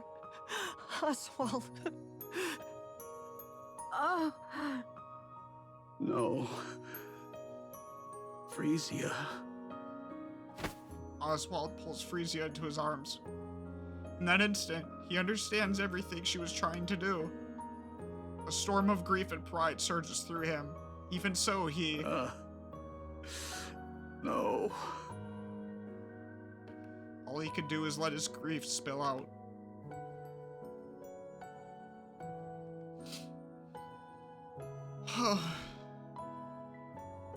Girl gave everything for what she believed in. Pretty was shot and killed during her comeback concert. The 3 suspects are arrested within 20 minutes and identified as extreme NIKKE phobes. They confess that they committed the crime to halt the rising influence of the NIKKE Rights Committee, the very organization that had backed Pretty.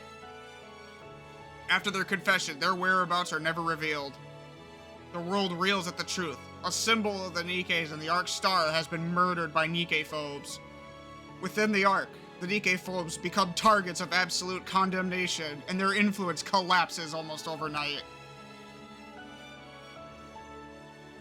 At the same time, NIKKE rights begin to rise sharply.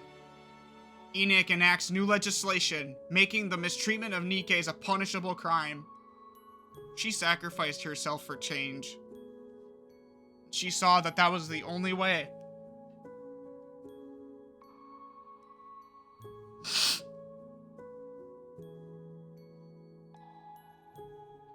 Thus, Pretty leaves a lasting mark on the Ark, remaining an idol and a revered figure forever. Hansen walks through the streets. Up ahead, a citizen presses an empty can into the hand of a NIKKE walking down the street. The last of its contents already drained. All of a sudden, someone steps in and knocks the can away. Hansen keeps moving.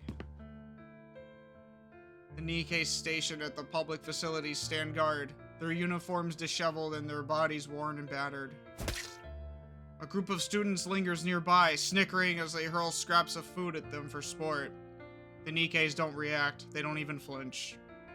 Moments later, the students are detained by the ACPU.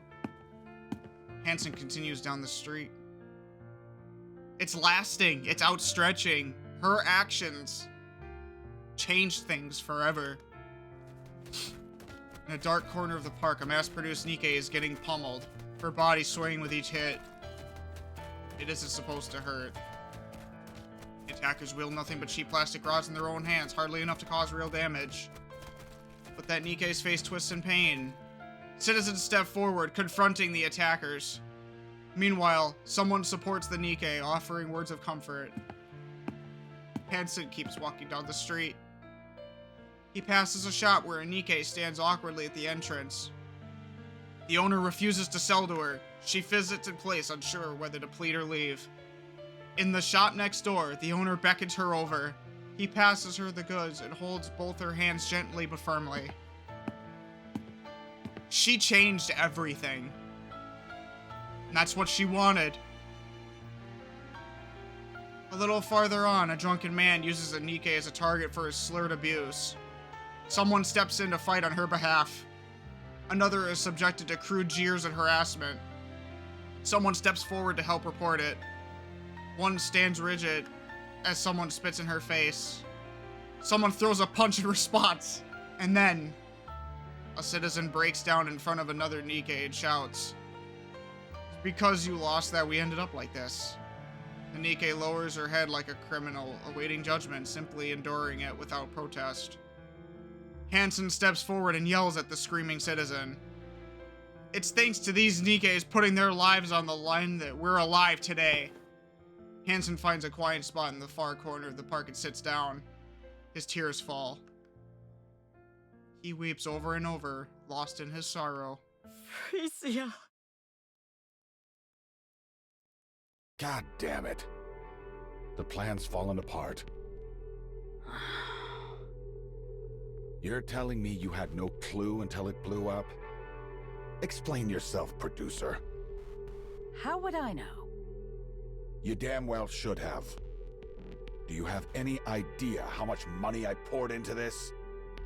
And my position, my damn position. What are you going to do about it? You really don't care about anyone but yourself. Spare me the lecture and tell me what you're going to do about this. I'm done. I can't do this anymore. What? You heard me. I quit. Do you even know what you're saying? Did I stutter? And what? You got some other way to make a living? I've got plenty of money, though it's money I earned while you treated me like dirt.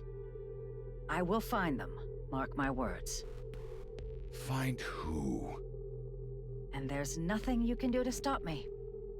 Live long, you miserable piece of trash. Ha! Go on, scram. I don't need anyone.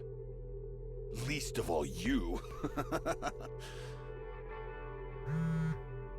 Damn it. Can't they leave me alone for 5 seconds? Yes, it's me. I apologize for what happened with Pretty. There were complications. Sorry, what? Her body? Well, yes, it's still there. It's been delayed because of the funeral and all that. Why would you need it? No, I don't have a use for it, but... All right, I understand. I'll take care of it. If that's all you need, there's no reason for me to refuse. See you then. Yes. You bastard. Thank you. Thanks, Pretty. Even in death, you've got your uses. Now that's entertainment. You bastard. With a soft click, Oswald returns home and switches on the lights. He starts preparing a meal. 2 plates are set neatly on the table. After eating, Oswald settles onto the couch and plays Friezia's performance. He keeps watching until he drifts off to sleep. He wakes up to find it's his day off. The performance plays again. He remains absorbed, watching until sleep claims him once more. For Oswald, time has stopped.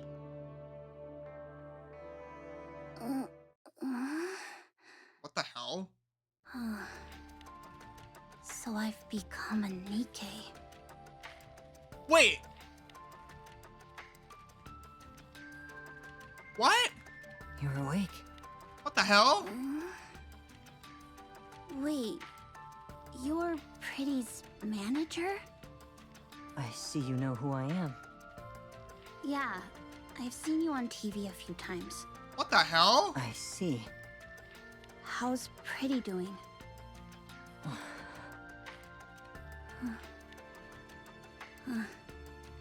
Okay. I'm sorry. 5 people lost their lives at the concert. Of those, the women whose brains were intact were taken in by Tetraline and turned into NIKKEs. You're one of them. Your name is ANIS, right? Yeah. I heard what you did for Pretty at the park. You have my thanks. How do you know about that? Because there was a fool who could do nothing but watch from a distance. Someone who couldn't bring himself to comfort her, to stand against anyone. Sorry, that probably came out kind of strange. Anis, have you ever thought about becoming a pop star? The Ark needs stars. Like Pretty. Yeah. I'll give it a shot. I really want to. I want to be a star that gives people hope. Pretty star end. Well, that was easy.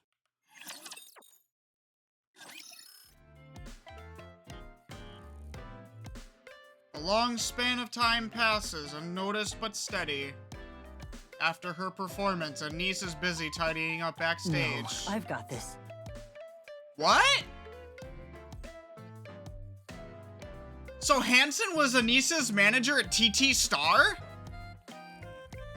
Holy fuck. The tie-ins are crazy. Chill. Mint and Prika's got this. It's automated now, remember? Again? I can't with those two. Hansen walks over to Mint and Prika. Hey, pop stars aren't supposed to be doing this. I've got it covered, so go on inside and get some rest, alright? Anise lets out a chuckle at their interaction. As she packs up the equipment, her gaze drifts and lands on something in the distance. A middle-aged man is in his seat, still in his seat, his eyes fixed intently on the stage. Slowly, Anise begins to make her way toward him. It's Oswald, isn't it? Hello there. Good evening. You've been showing up a lot lately. Feels like I keep seeing you everywhere. Yes, I come whenever I can. I like it here. Anise bows her head politely. Thank you. I'm so glad you liked it. If I remember correctly, you said you liked Pretty. Oh, yeah. I talk about her whenever I get the chance. Do you want to be like Pretty? Yeah. She's my idol and star. Oh, really? Why's that? That's because she gave me hope when I had nothing. I know I can't ever be like her, but I want to give hope to others too. That way, Pretty's memory will live on forever. I see. Thank you. That means a lot to me. Oswald gets to his feet, gives Anise a quick nod, and walks away. And from that moment on, their paths never crossed again. What happened to Oswald? Did he just pass away from old age? Oh. What's happening? Hello? I have a favor to ask. I figured you'd be calling. What can I help you with? I'd like to leave a record. Of your daughter? No. Frisia will live on as a symbol. The world won't let her be forgotten. Then what kind of... No. Chief, the Goddess Squad's records have all been completely erased. Even leaving a single record now would be a serious crime. I have come to a firm belief. Those who have illuminated the world must not fade nor be forgotten. If the world rejects their existence, I will ensure they are preserved, even if it means leaving them in the farthest corners. When the world is finally filled with light again, I want that light to reach them as well. Please, help me. Got it. Looks like retirement's off the table. Again. Ha! I'm sorry. Retirement's always off the table. More time slips by. Unable to... Old Oswald, oh my god. So, he just lives out his entire life. Unable to escape the march of time, Oswald's hair turned completely white. He dots the final period on the last page. Closing the book, he sets a pair of worn leather gloves on top and shuts his eyes. Leaving a record while evading the watchful eyes of the central government is no easy task. In the end, though, he succeeds. Oswald feels the weight of exhaustion pressing down on him. Just then, someone taps him on the shoulder. I'm here. You've arrived. How have you been? Same as always. I'm sorry, Arthur. I didn't take care of you the way I should have. What are you saying? I've always respected you, Dad. What? He had an actual child, or he adopted another one? After my biological father fell in the line of duty, you took me in and raised me without ever asking for anything in return. He adopted someone else. Well, he's a good man, helping other children. You gave me the strength to stand tall in a world like this, and for that, I'm truly grateful. If there's one thing I resent, it's that my old man never got to retire because of you. His dad was the special ops guy.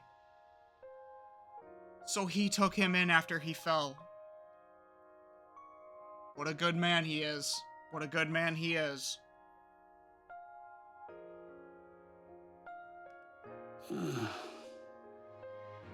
I'm joking.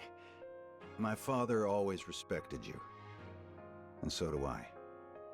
I've been training hard to live up to your expectations. I didn't quite make it to Deputy Chief, which is a bit of a letdown. But I've made a bit of a name for myself in the Ark. Wait a minute, have we interacted with Arthur before? You've done well. The bestseller squad will be formed as you desired. Oh, the Forbidden Library bestseller squad? I almost forgot it was all Oswald's doing. Records that must never be forgotten will be passed down through many generations. And one day, they will return to the world. Thank you. Arthur's gaze lingers on the book in front of Oswald. Huh. I've never seen this book closed before. And you even took out Red Hood's gloves. Did you really finish the whole thing? Yes. I've just finished it. That's incredible. Well, looks like the hard part's all yours from here. It's all good. If I can't do it, my son will. Isn't that right, Burning Gum? Shut up! Birmingham is his kid? Dude! Holy lore inclusion! It all comes together. And Birmingham becomes a deputy chief. That's insane. So, Birmingham met Oswald. Grandpa, I think keeping records on paper these days is a waste of resources. Watch your tone, young man. Don't speak to your grandfather like that. It's fine. He's not wrong. Oh. Have you really finished it? That's right. Since you said you wouldn't read it until it's finished, I pushed myself a bit. Come over here and sit down. I'll tell you all about it. Okay. You troublemaker, really? I said it was fine. But still, you should probably lose some weight. Grandpa, you said it's important to eat well at my age, so I did just that. Only problem is, you took it a little too seriously. Now then, where should I begin? Once upon a time, there were those who fought for humanity. They were called the goddesses. Truly, they were beings worthy of being called the goddesses of victory. Well, that was easy. Wow.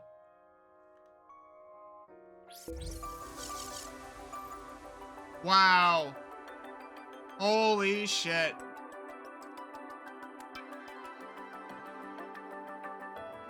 What an incredible story. Wow, holy shit. That is incredible. The story of Pretty Star was a lot more involved than I thought. The fact that her and ANIS met, that the day Pretty died was also the day ANIS became a NIKKE. It really does come full circle. And the fact that Oswald's interim grandchild is Birmingham. That's insane, dude. Dude, that means Anderson is ancient at this point. I mean, he has to be, but so that machine keeping him alive, he must have partook in wintergreen or something, because how is he like not aged at all? Like, dude was the same age as Oswald.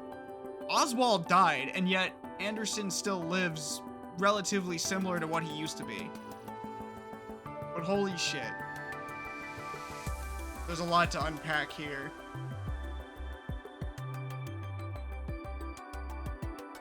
I'm incredibly upset at Mustang for being the way he was. So what's the turning point then? Is it gonna be touched up upon in the new chapter for half anniversary with ANIS?